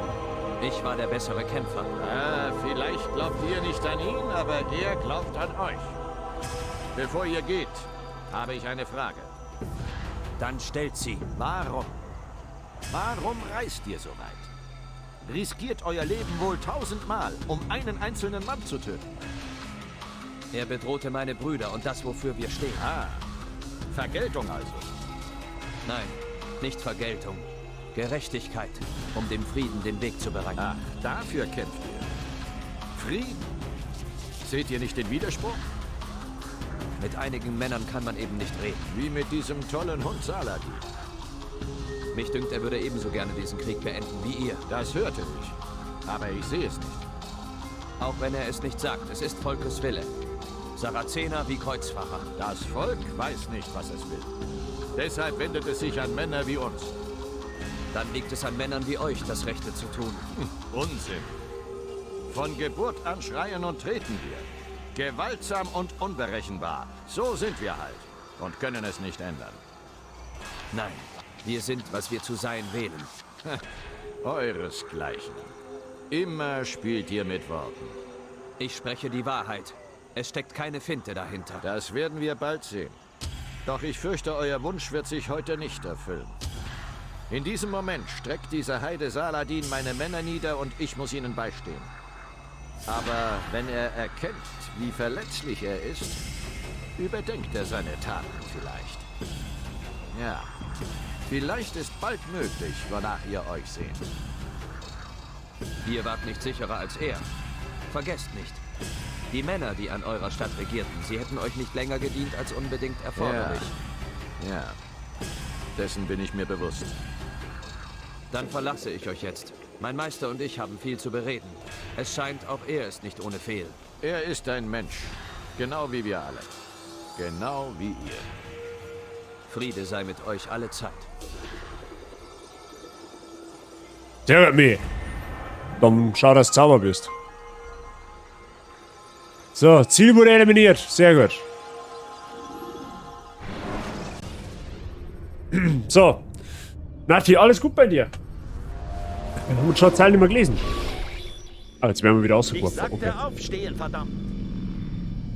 Hallo! Oh nein. Anscheinend haben uns ihre Assassinenfreunde gefunden. Was? Wie haben sie das gemacht? Moment, ich weiß nicht, wovon Sie reden, aber was immer da unten vorgeht, es hat nichts mit mir zu tun. Sie sind wegen Ihnen hier. Und ich habe sie sicher nicht eingeladen. Wie ist die Lage da unten? Wir stehen unter schwerem Beschuss. Kommt ihr damit klar? Oder muss ich den Gefangenen evakuieren? Sind nur 5 oder 6. Wir sind in der Überzahl. Ein paar Verwundete, aber wir kommen klar. Wir kriegen das in den Griff. Verdammt nochmal, Desmond. Konnten Sie das nicht lassen? Ich sagte doch, ich habe damit nichts zu tun. Wie hätte ich Kontakt aufnehmen sollen? Telepathie? Kommen Sie! Ist auch egal. Sie werden bald tot sein. Hier, hören Sie zu. Kommt zum Überhören. Sieht aus, als würde die Kavallerie nicht kommen. Weiß nicht, Doc. Vor einer Minute sind Sie noch ausgeflippt. Sind Sie hier doch nicht so sicher, wie Sie dachten? Meinen Sie, die kommen mit Verstärkung zurück? Das glaube ich nicht, Desmond. Was Lucy versucht Ihnen zu sagen, ist, dass es keine Assassinen mehr gibt, die zurückkommen können. Wir waren sehr erfolgreich im letzten Jahr, haben eure kleinen Enklaven ausgeräuchert, eure Wüstenkommunen und was auch immer. Ich fürchte, Sie sind ganz allein. Ruhen Sie sich aus. Wir bringen das morgen zu Ende. Oh, Miezi jetzt mit uns ins Schlafgemach. Wieder nicht. Meine Güte, hey, die zieht sich jetzt. Also er dampft ab, da kann man ein Gespräch führen. Da bin ich jetzt gespannt.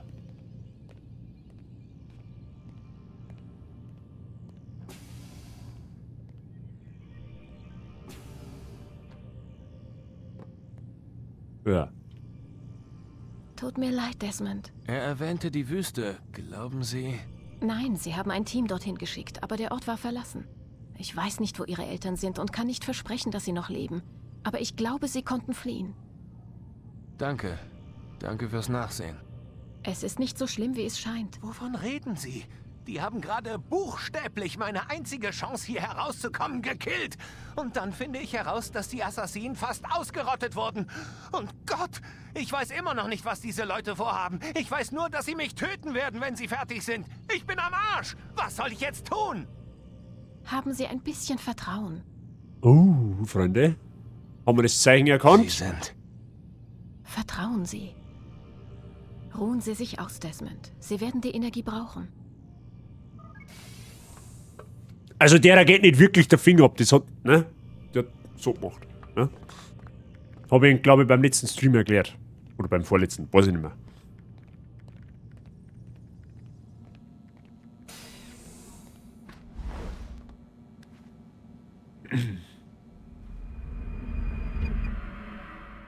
So, ins Finale gehen wir jetzt, da die Song. Hoch! Noch früher als sonst, Doc. Auch, ja, Herbert. Ich würde gerne so schnell wie möglich hinter mich bringen. Wenn Sie es sagen. Seien Sie nicht so niedergeschlagen, Mr. Miles. Heute ist ein historischer Tag, an den man sich noch lange erinnern wird.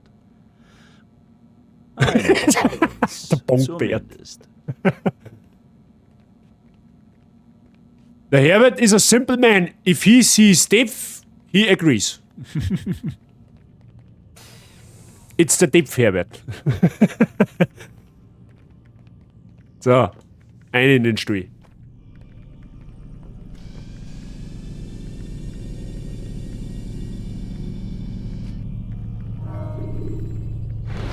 Fortsetzen, Freunde. Greifen Sie weit entfernte Feinde mit Wurfmessern. Was ist geschehen? Wo sind alle hin? Den Meister zu sehen. Waren es Templer? Haben sie angegriffen? Sie folgen dem Weg. Welchem Weg? Wovon redet ihr? Dem Weg zum Licht. Sprecht klar.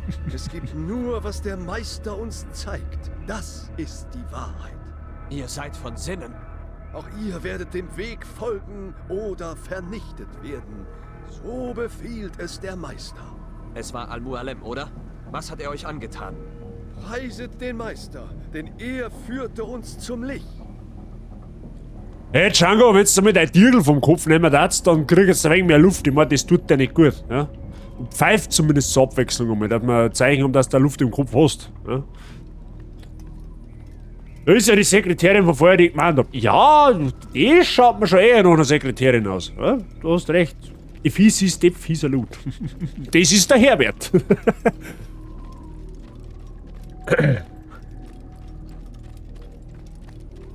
So. Oh, Mualim, führe uns! Befehle uns! Na, lieber nicht. Lieber nicht.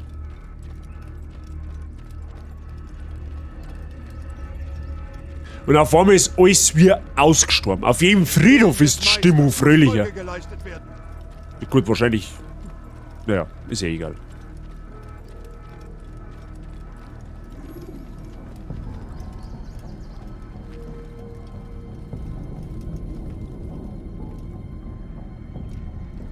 Was ist jetzt? Muss ich jetzt meine eigenen Assassinenbrüder umbringen, oder was? Das war aber schon ein wenig bescheuert. Muss ich wirklich tun? Ist ja klar, wenn da hörst du die ganze Zeit nicht, aber kaum spricht man irgendwie was von Depth, dann schwarz ein Sei aus der dunkelsten Ritzen raus. Okay, das kann man... nein. Den kann man jetzt auch zweideutig sehen. Wobei, jetzt war noch nicht einmal von Bier die Rede.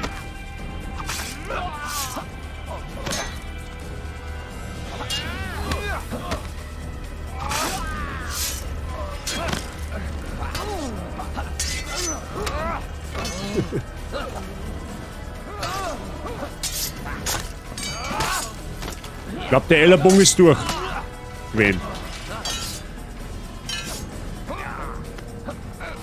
Jetzt mal einen Rohstritt dann saubern.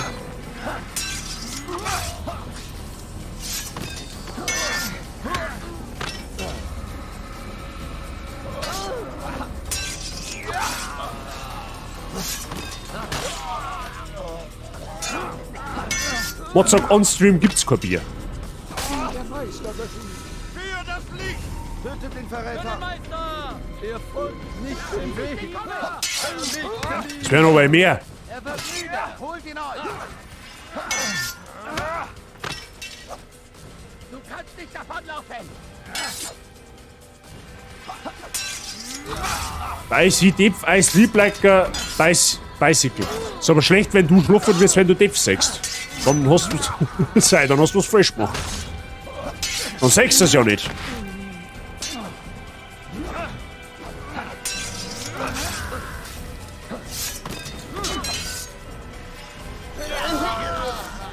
Was war jetzt? Die laufen nur nicht, wenn sie ein Stück im Arsch hätten. Altair, hier oben! Ah, der Rafik. Glaube, nein, das ist nicht der Rafik. Wie wird der geheißen? Ihr habt euch eine gute Zeit ausgesucht. So scheint es. Seid auf der Hut, Freund. Al-Mualem hat uns verraten. Ja, ebenso wie er seine Templerfreunde verriet. Woher wisst ihr? Nach unserem Gespräch kehrte ich in die Ruinen unter Salomons Tempel zurück. Robert hat Tagebuch geführt. Jede Seite eine neue Enthüllung. Was ich lesen musste, brach mir das Herz. Aber es öffnete auch meine Augen. Ihr hattet recht, Altair. Der Meister hat uns nur benutzt. Wir sollten das Heilige Land nicht retten, wir sollten es ihm ausliefern. Wir müssen ihm Einhalt gebieten. Seid vorsichtig, Malik. Was er den anderen tat, wird er auch uns tun, sobald er kann. Haltet euch fern von ihm.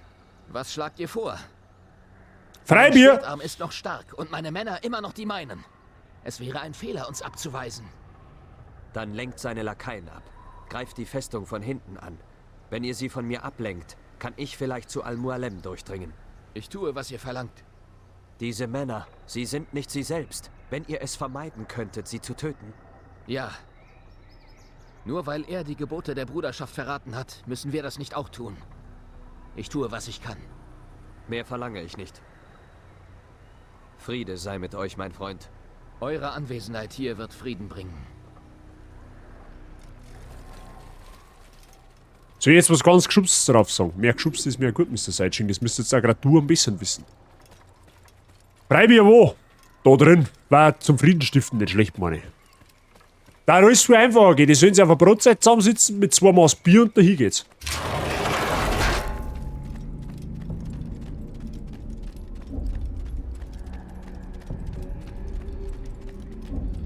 So viele Unschuldige. Ich muss aufpassen, dass ich ihnen kein Leid zufüge. Was haben die jetzt? Was treiben die? Haben die Versammlung oder was? Bist du da einmal im? Nein.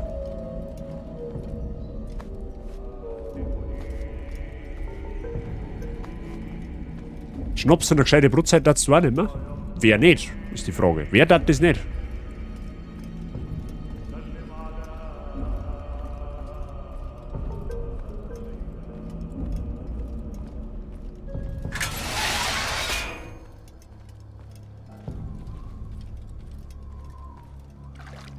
Nein!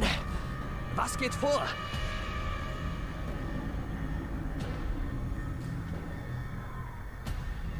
Ah, der Schüler kehrt zurück.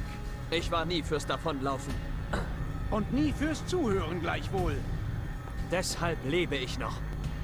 Was soll ich mit euch machen? Lasst mich gehen. Oh, Alter ihr. Ich höre den Hass in euren Worten. Das kann nur von dir kommen, sei ich. Das kann einfach nur von dir kommen. Ausrufezeichen, Euch schubst. gehen lassen? Das wäre unklug. Warum tut ihr das? Ich fand Beweise. Beweise für was? Dass nichts wahr ist. Und dass alles erlaubt ist. Kommt. Vernichtet den Verräter. Stoßt ihn aus dieser Welt. Ah, das sind jetzt die 8 Namen, die wo wir eigentlich gekillt haben, oder die 9. Das sind halt jetzt natürlich normale Gegner. Mr. Price bei Mr. Seitchin brauchst du, wie gesehen, ja Aussagen überhaupt nicht oben durch. Das ist Standard. Er ist der Obergeschubste bei uns. Das ist halt einfach mal so.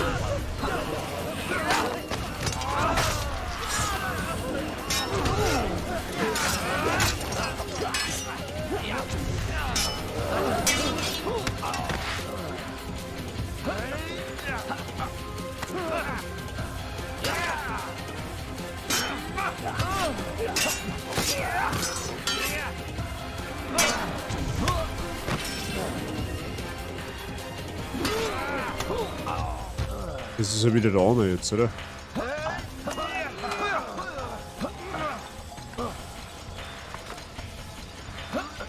Ja, könnt ihr mal einen Schubsen aufhören? Was ist denn mit euch? Seid ihr behindert oder was?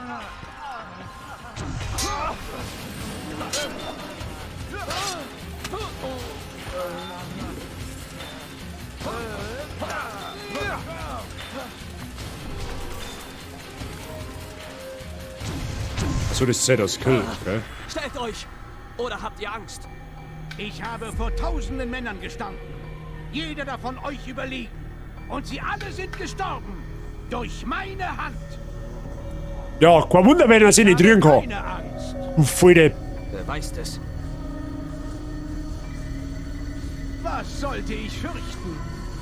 Seht nur, über welche Macht ich verfüge.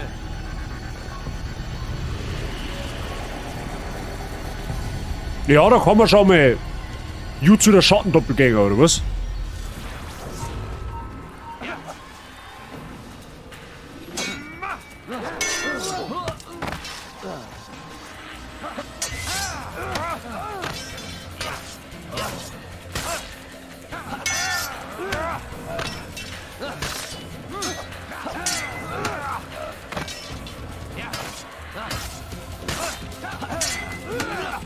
Okay, so geht's tatsächlich ziemlich einfach.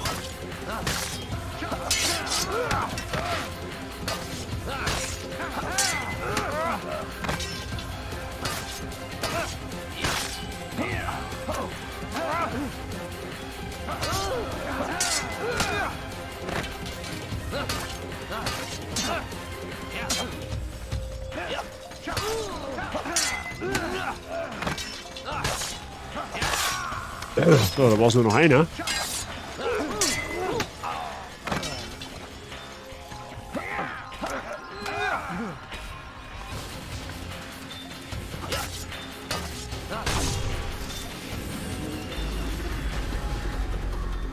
Habt ihr noch ein letztes Wort? Ihr habt mich belogen. Nanntet Roberts Ziele schändlich, während ihr dieselben verfolgtet. Ich konnte nie besonders gut teilen. Ihr könnt nicht obsiegen. Andere werden die Kraft haben, euch zu widerstehen. Und solange Menschen einen freien Willen haben, kann es keinen Frieden geben. Den letzten, der so sprach, habe ich getötet. Kühne Worte, Junge. Aber nur Worte. Dann lasst mich gehen. Ich lasse Taten folgen. Sagt mir, Meister, Was macht mich anders als die anderen? Warum durfte ich meinen Verstand behalten? Wer ihr seid und was ihr tut, ist zu stark verflochten. Euch des einen zu berauben, hieße mir das andere nehmen. Und diese Templer mussten sterben. Aber die Wahrheit ist, ich versuchte es. In meiner Kammer, als ich euch den Schatz zeigte. Aber ihr seid nicht wie die anderen. Ihr habt die Illusion durchschaut. Illusion? Mehr ist es nie gewesen. Dieser Templerschatz, dieser Edensplitter, dieses Wort Gottes. Versteht ihr nun? Das Rote Meer wurde nie geteilt. Wasser nie in Wein verwandelt. Nicht die Machenschaften Eris lösten den Trojanischen Krieg aus, sondern das. Illusionen! Allesamt! Was ihr plant, ist nicht weniger eine Illusion. Menschen gegen ihren Willen zu zwingen, euch zu folgen. Ist es denn weniger real als die Phantome, denen die Sarazenen und Kreuzfahrer folgen? Diese feigen Götter, die die Welt im Stich lassen, während die Menschen sich in ihrem Namen gegenseitig dahinmetzeln. Sie leben bereits in einer Illusion. Es ist einfach, ihnen eine andere zu geben. Eine, die weniger Blut fordert. Wenigstens folgen sie diesen freiwillig. Tun sie das? Abgesehen von einigen Bekehrten und Ungläubigen? Das ist Unrecht. Ah, nun hat euch die Logik verlassen. Stattdessen gebt ihr euch Gefühlen hin. Ich bin enttäuscht. Was wird nun also geschehen? Ihr werdet mir nicht folgen und ich kann euch nicht zwingen. Und ihr weigert euch, die teuflischen Pläne aufzugeben? Dann scheint es, als steckten wir in einem Engpass. Nein, wir sind am Ende.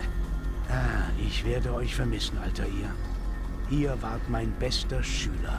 Sterben musst, du Pfeile!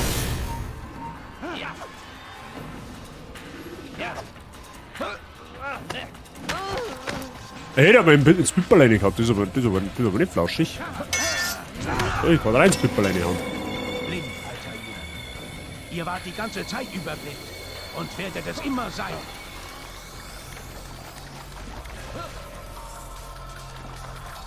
Ja, genau, den muss man ja da suchen, wo er ist. Glaube ich.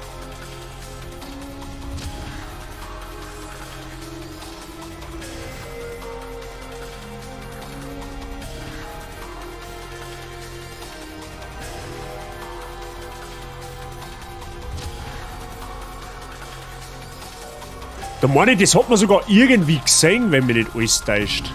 Aber ich weiß nicht mehr wie. Ah, da ist er.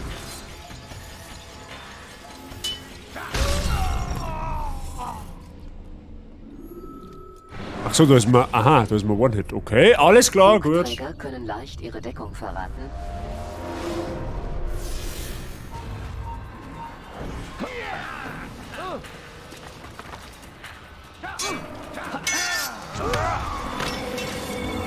Also, das habe ich jetzt eben erst gesehen. Ihr wart die ganze Zeit überblind und werdet es immer sein.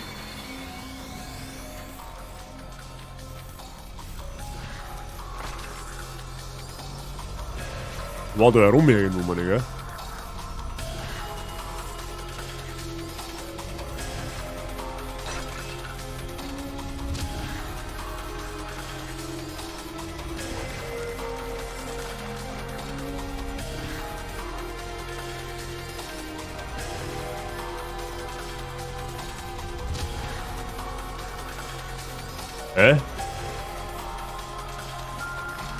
Ah, da unten ist er.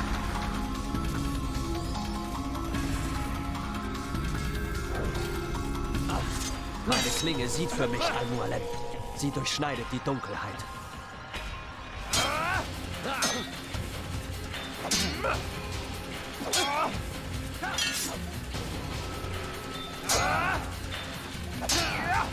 War ganz schön hartnäckig, der Typ.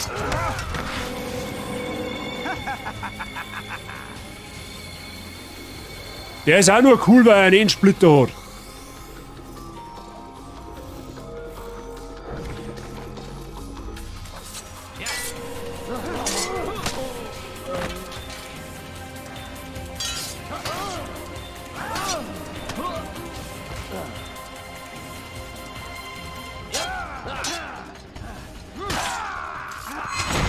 Ja, herrgott, Seele.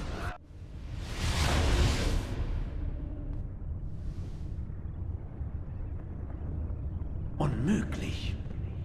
Der Schüler kann den Meister nicht besiegen.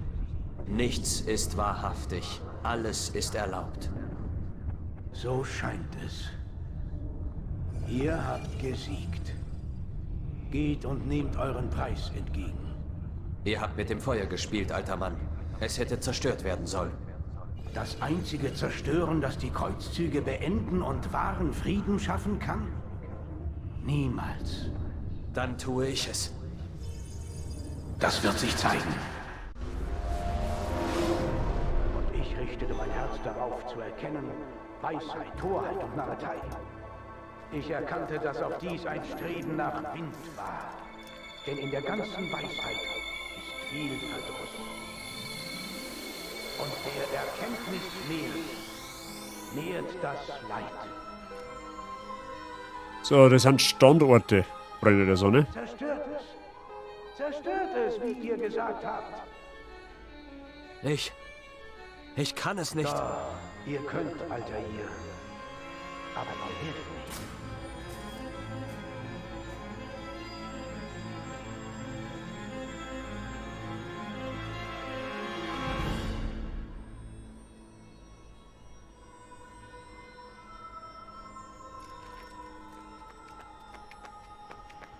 Wir haben es.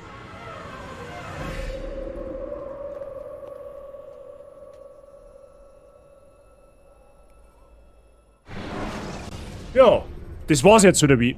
Geschichtlich gesehen war das Assassin's Creed 1. Genau. Sie haben jetzt den Endssplitter gefunden, den was die ganze Zeit gesucht haben. Und? Wir haben die Karte. Wie viele? Mindestens ein halbes Dutzend. Wir brauchen sie nicht alle. Wir sollten auch einen gewissen Schwund voraussetzen. Ich kann mir nicht vorstellen, dass noch alle funktionieren. Wenigstens 2 befinden sich auf Landmassen, die es gar nicht mehr gibt. Wir schicken Teams zu allen Standorten und finden es heraus. Immerhin brauchen wir nur einen.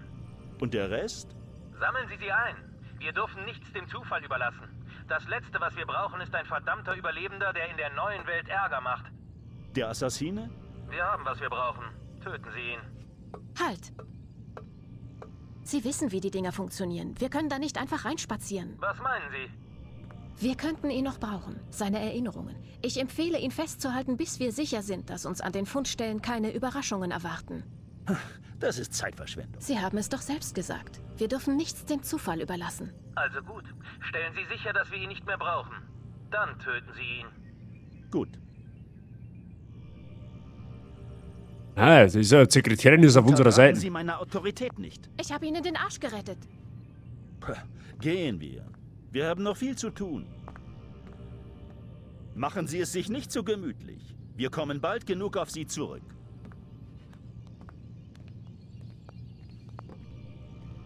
Schade. Und was zum Teufel ist das? Da hat mir jetzt gerade gesagt, Lucy ist also eine Verbündete. Das ist eine gute Alte, sag ich. Aber gut.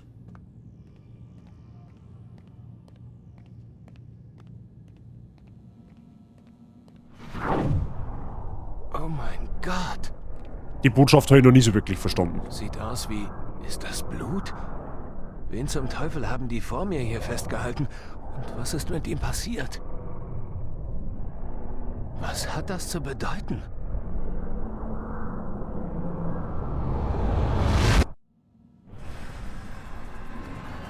Freunde der Sonne.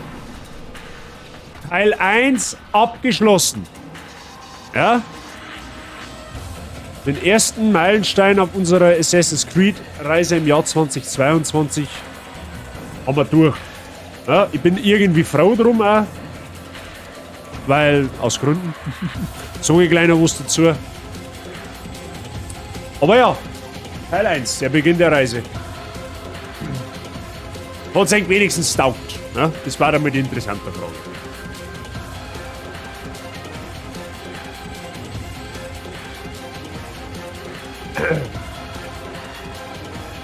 So, was haben wir jetzt da? Wo bremsen?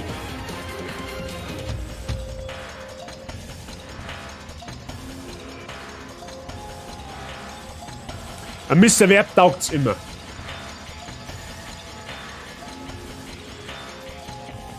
Ezio Auditore da Firenze. Den werden wir bald genug besuchen. Ja? Kann ich gar schon mal versprechen. So, jetzt passt es mir über. Also. Hat sich auch schon bei uns ein wenig eingebürgert. Ich werde nach jedem Spiel ein Fazit sagen, was ich von dem Spiel halte. Ja? So auch jetzt zu Assassin's Creed 1. Ja? Gibt es natürlich auch ein Fazit. Jetzt drehe ich gerade schnell. Moment einmal. Jetzt drehe ich gerade schnell Spiel ein kleines bisschen leiser. Ja? Also. Storytechnisch, also wie gesagt, fangen wir mal ganz einfach an. Assassin's Creed 1 war und ist nach wie vor, jetzt nicht mehr, aber war einfach ein Testballon von Ubisoft, ja. Und das merkst du massivst in den Mechaniken von einigen, das merkst du in einigen Mechaniken in dem Spiel. Du merkst das beim Klettern, du merkst das beim Parkourlaufen gewaltig. Und du merkst das in der Umsetzung so von manchen, ja, du merkst das halt zum Beispiel, dass du völlig random einfach irgendwie angegriffen wirst. Da ist noch überhaupt kein System nicht dahinter. Ja? Also generell, das Gameplay ist noch ein bisschen hakelig, ein bisschen sehr hakelig gewesen. Es war jetzt noch sehr hakelig, also da ist auch nie wieder was da dran, also nichts mehr da dran geworden. Warum auch? Allerdings muss ich sagen, als Story-Game ist Assassin's Creed wirklich ein 10 von 10. Also die Hauptstory mit dem Desmond jetzt, da kannst du nichts sagen. Auch heute nicht. Ja? Das ist im Jahr 2022 immer noch eine Story, wo man sich mal geben kann, wenn man es denn noch nicht kennt. Ja, das auf alle Fälle. Das hält die Assassin's Creed 1 auch gut. Da gibt es überhaupt nichts. Grafisch für den heutigen Standard auch absolut immer nur vertretbar. Klar gibt es mittlerweile weit bessere Sachen, aber das Spiel hat halt einfach mal fucking 15 Jahre auf dem Buckel. Das kann halt nicht so ausschauen wie ein neuwertiges Spiel. Das ist ja hoffentlich auch klar. Das ist jetzt also kein Abstrich, nicht in diesem Sinne. Unterm Strich, da ich sagen, es ist ein 8 oder 7,5 von 10, weil halt das Gameplay einfach wirklich ein bisschen schon sehr hakelig ist.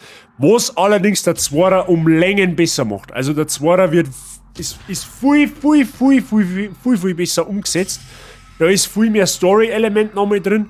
Die ganzen Missionen haben viel abwechslungsreicher gestaltet. Das ist nicht einfach immer, ja, da in Stadt A, hol dir 3 Infos, meuchelt nicht, dann fährst du in Stadt B, dasselbe wieder, Stadt C, dasselbe wieder, dann wieder nach A, nach B, nach C und immer so weiter. Im zweiten Teil ist das deutlich abwechslungsreicher und deutlich realistischer vor allem auch umgesetzt. Auch von der Steuerung her. Ja, ist viel angenehmer zum Spielen dann. Aber alles in allem kann man sich Assassin's Creed nach wie vor im Jahr 2022 geben. So ist es jetzt nicht. Ja? Also es war schon ganz cool, mal wieder Assassin's Creed 1 gespielt zu haben, das definitiv. Muss aber tatsächlich sagen, ich freue mich mehr auf den 2er, ja? Wenn wir den dann spielen.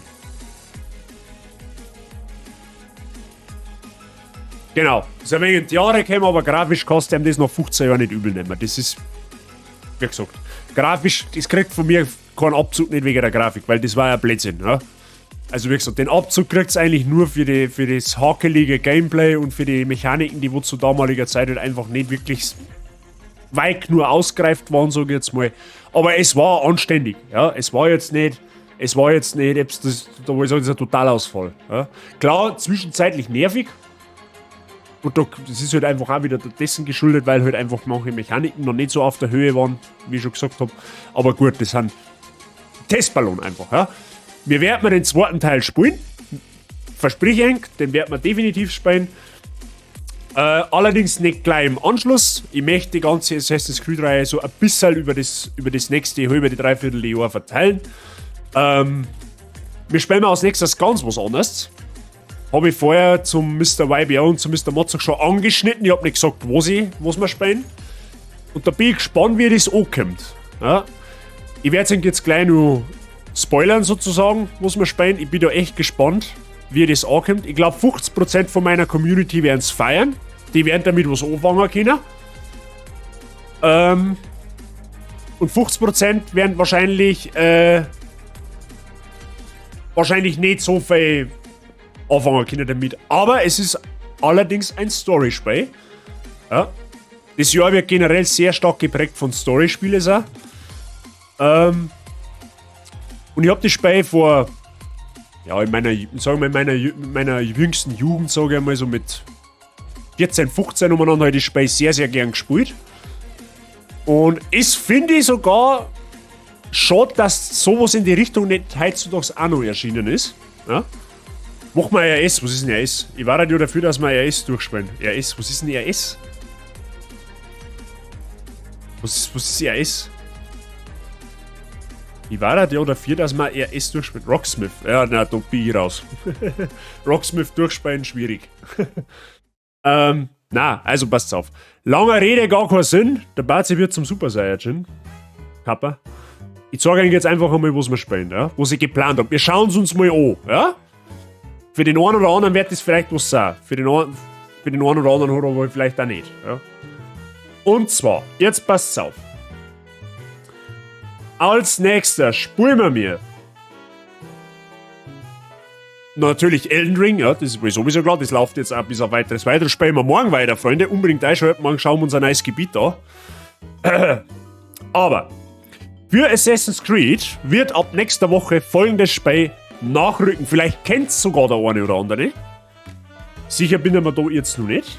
Aber, Freunde, nächster Titel. Aufgemerkt. Ja, gut, toll. Das kann man jetzt wegen meiner Futzen nicht lesen. Jetzt pass auf. So. Naruto Rise of a Ninja. Vielleicht kennt der eine oder andere Naruto, vielleicht kennt der eine oder andere Naruto nicht. Rise of a Ninja ist ein Xbox 360 Spiel. Ich habe mir ja Xbox 360 ziemlich billig in eBay erschossen, ja, und da haben wir unter anderem auch dieses Spiel geholt.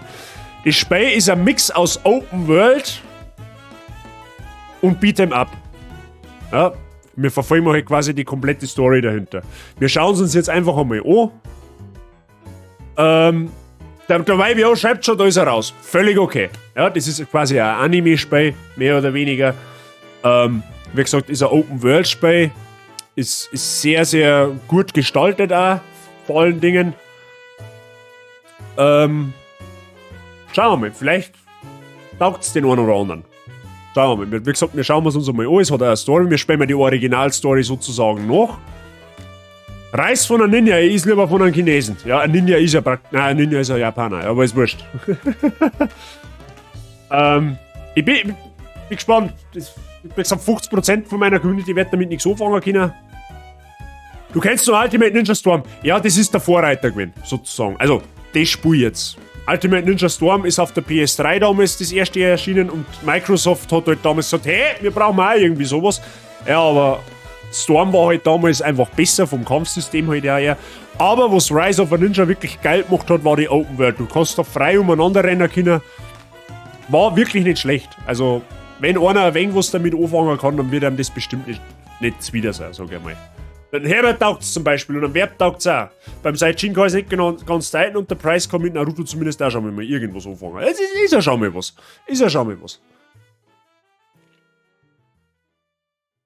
Weil ich, was ich jetzt also die letzten Wochen, Monate ein wenig mitgekriegt habe, gibt es den einen oder anderen Anime-Affinen in der Community. Ja?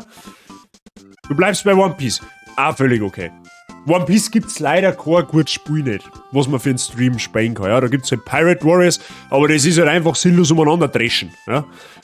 Und ja, sowas können wir leider nicht on-stream spielen, sonst sei das eh da. Aber Pirate Warriors kannst du leider im Stream nicht spielen. Das ist einfach nur drauf dreschen und sonst nichts. Du bist Mod. Genau, es hat Mods ein Kotz zum Gefallen.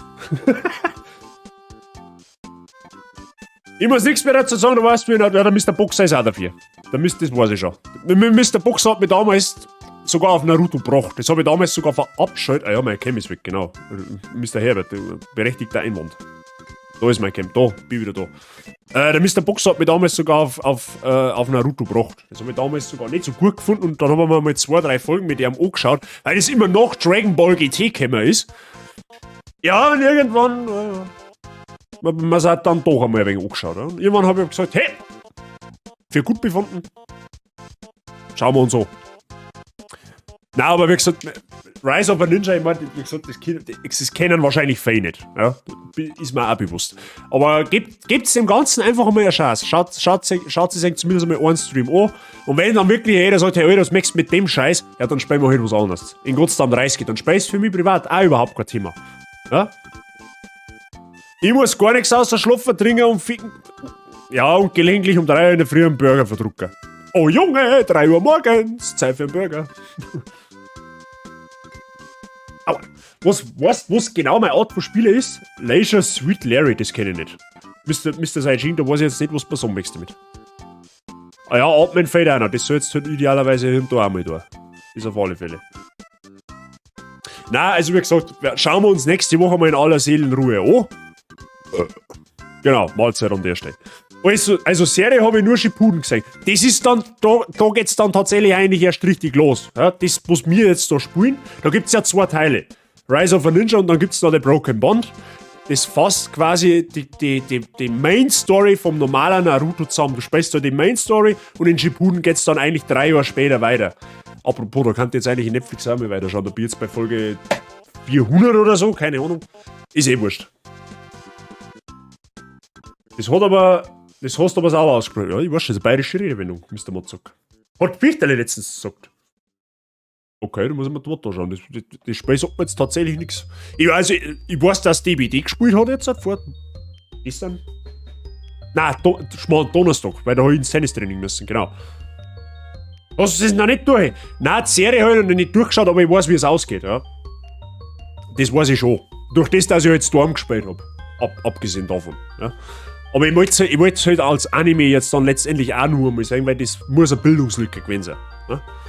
Also ich weiß, wie das Ende ist, ich weiß, was passiert, aber ich hab's halt die Serie an und für sich nicht fertig geschaut. Ich bin da irgendwann einmal die Ausfahrt links genommen, keine Ahnung.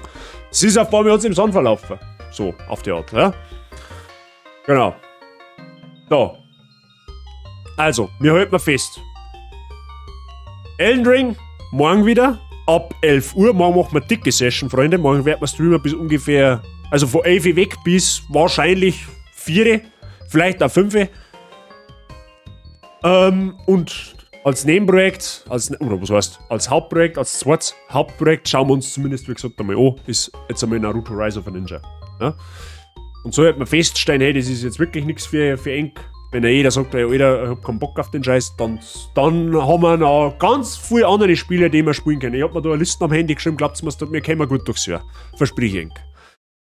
Und dann schauen wir mal, wann wir mit Assassin's Creed 2 weiter tun. Ja, das kommt aber auch in absehbarer Zeit. Also das dauert jetzt nicht 3-4 Monate, bis wir da weiter tun, sondern der Plan war jetzt immer so ein Spiel dazwischen zwicken und dann wieder irgendwie mal Assassin's Creed eindremmen. Ja?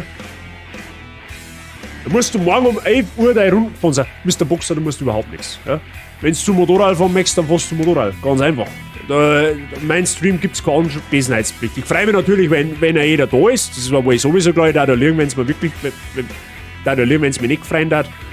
Aber wenn ihr bei dem wieder was Besseres vorhabt, ja, um Gottes Namen 30. Ja? Ich darf auch Moped fahren, wenn es mir nicht zu kalt war. So genau wie es ist. Aber gut. Wenn du da bist, bist du da, und wenn du unterwegs bist, bist du unterwegs. Du kannst ja dort anschauen auf YouTube. Ausrufezeichen YouTube, wer da noch nicht abonniert hat. Da kommen alle meine Watts drauf. Das habe ich extra zwecks Angst gemacht, dass das immer anschauen kannst. Dass das nicht mehr abläuft. Einfach meinen Abo-Button drücken, wer es noch nicht da hat. Vielen Dank. Du möchtest aber Elden Ring sein bei mir. Ja, was wir, tust nicht viel. Du einfach nebenbei zocken und haben Panzer von. Mehr haben Panzer, mehr gut gehört. Mr. Price? Der Boxer fährt bei Wind und Wetter. Bei Wind und Wetter. Da gibt's, der kennt da nichts. Ich bin schon lange mit ihm unterwegs. Weil wir kennen uns halt auch in Real Life. Ist eigentlich witzig, dass wir 3 Bosser mit 3 Idioten könnten uns einmal zum Moped fahren, was ausmachen im Sommer. Ja, aber da musst du aber mindestens 15 Grad haben, gell? Vorher geht bei mir nichts, ich hab keine Griffheizung nicht. Nimmer. Und nein, lass mich nicht nachrüsten. Ordentlich anziehen und ab, ja. Stimmt. Genau. Nächster Stream, wie gesagt, morgen um 11 Uhr. Fangen wir an. Morgen wird's. Ich freue mich auf Elden Ring morgen. Ich habe neue Waffen, die probieren wir aus. Ich hab noch mehr Untergebiet, also quasi noch mehr Gebiet unterhalb von der Map entdeckt. Da schauen wir uns vielleicht auch noch mal ein wenig besser um. Da habe ich zwar schon ein bisschen umeinander geschaut. Da habe ich einen neuen Geist gefunden, aber dazu sage ich dann morgen mehr. Ja? Also morgen Elden Ring ab 11 Uhr und wann wir dann nächste Woche streamen, das weiß ich irgendwie selber noch nicht so. Ja. Genau. So, Freunde. Kommt auch gerne mal, wer es noch nicht ist. Ich meine, die meisten haben schon drauf, aber ich sage es immer wieder der Vollständigkeit halber dazu. Kommt mal auf meinen Discord-Server. Ausrufezeichen Discord. Kommt gerne drauf. Da kommt der Streamplan, da kommt es mit mir schmerzen. In letzter Zeit geht es ziemlich zu. Ist auch gut so, freut mich auch abgesehen davon.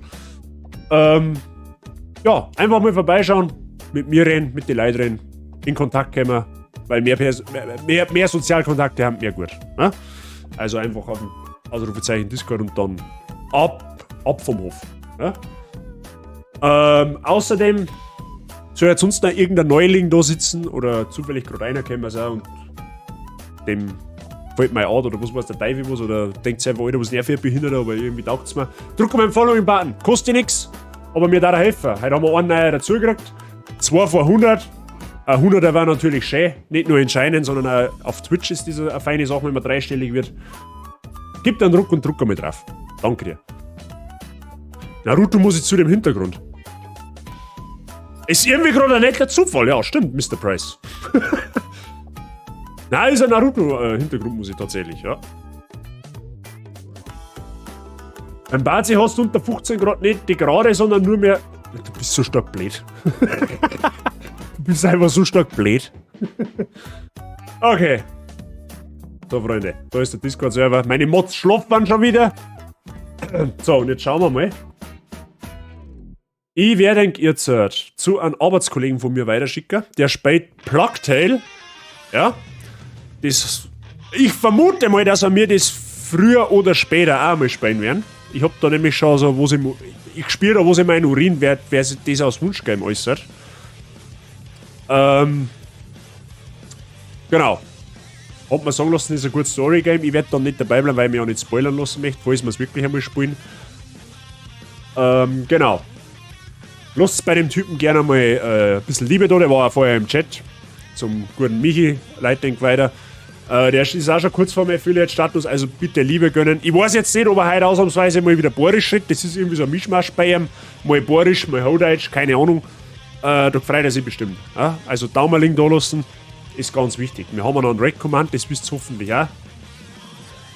Einmal für Non-Subs, einmal für Subs. Einfach eine, ihr kennt die Prozedur, ich brauche es nicht erklären. Ja? Ansonsten danke fürs Zuschauen. Assassin's Creed 1 setzen wir einen Haken dahinter. Mit Elden Ring haben wir noch ein Kreuzerl davor. Das wird noch eine Zeit dauern. In diesem Sinne wünsche ich einen schönen Samstag. Ja, Sommerabend, weil Twitch ist da finster. Merci nochmal fürs Zuschauen. Viel Spaß bei Michi bei Plugtail. Wir hören uns morgen wieder um 11 Uhr pünktlich. Und in diesem Sinne, haut's euch rein, ich bin für heute raus. Grüßt euch. Bis morgen.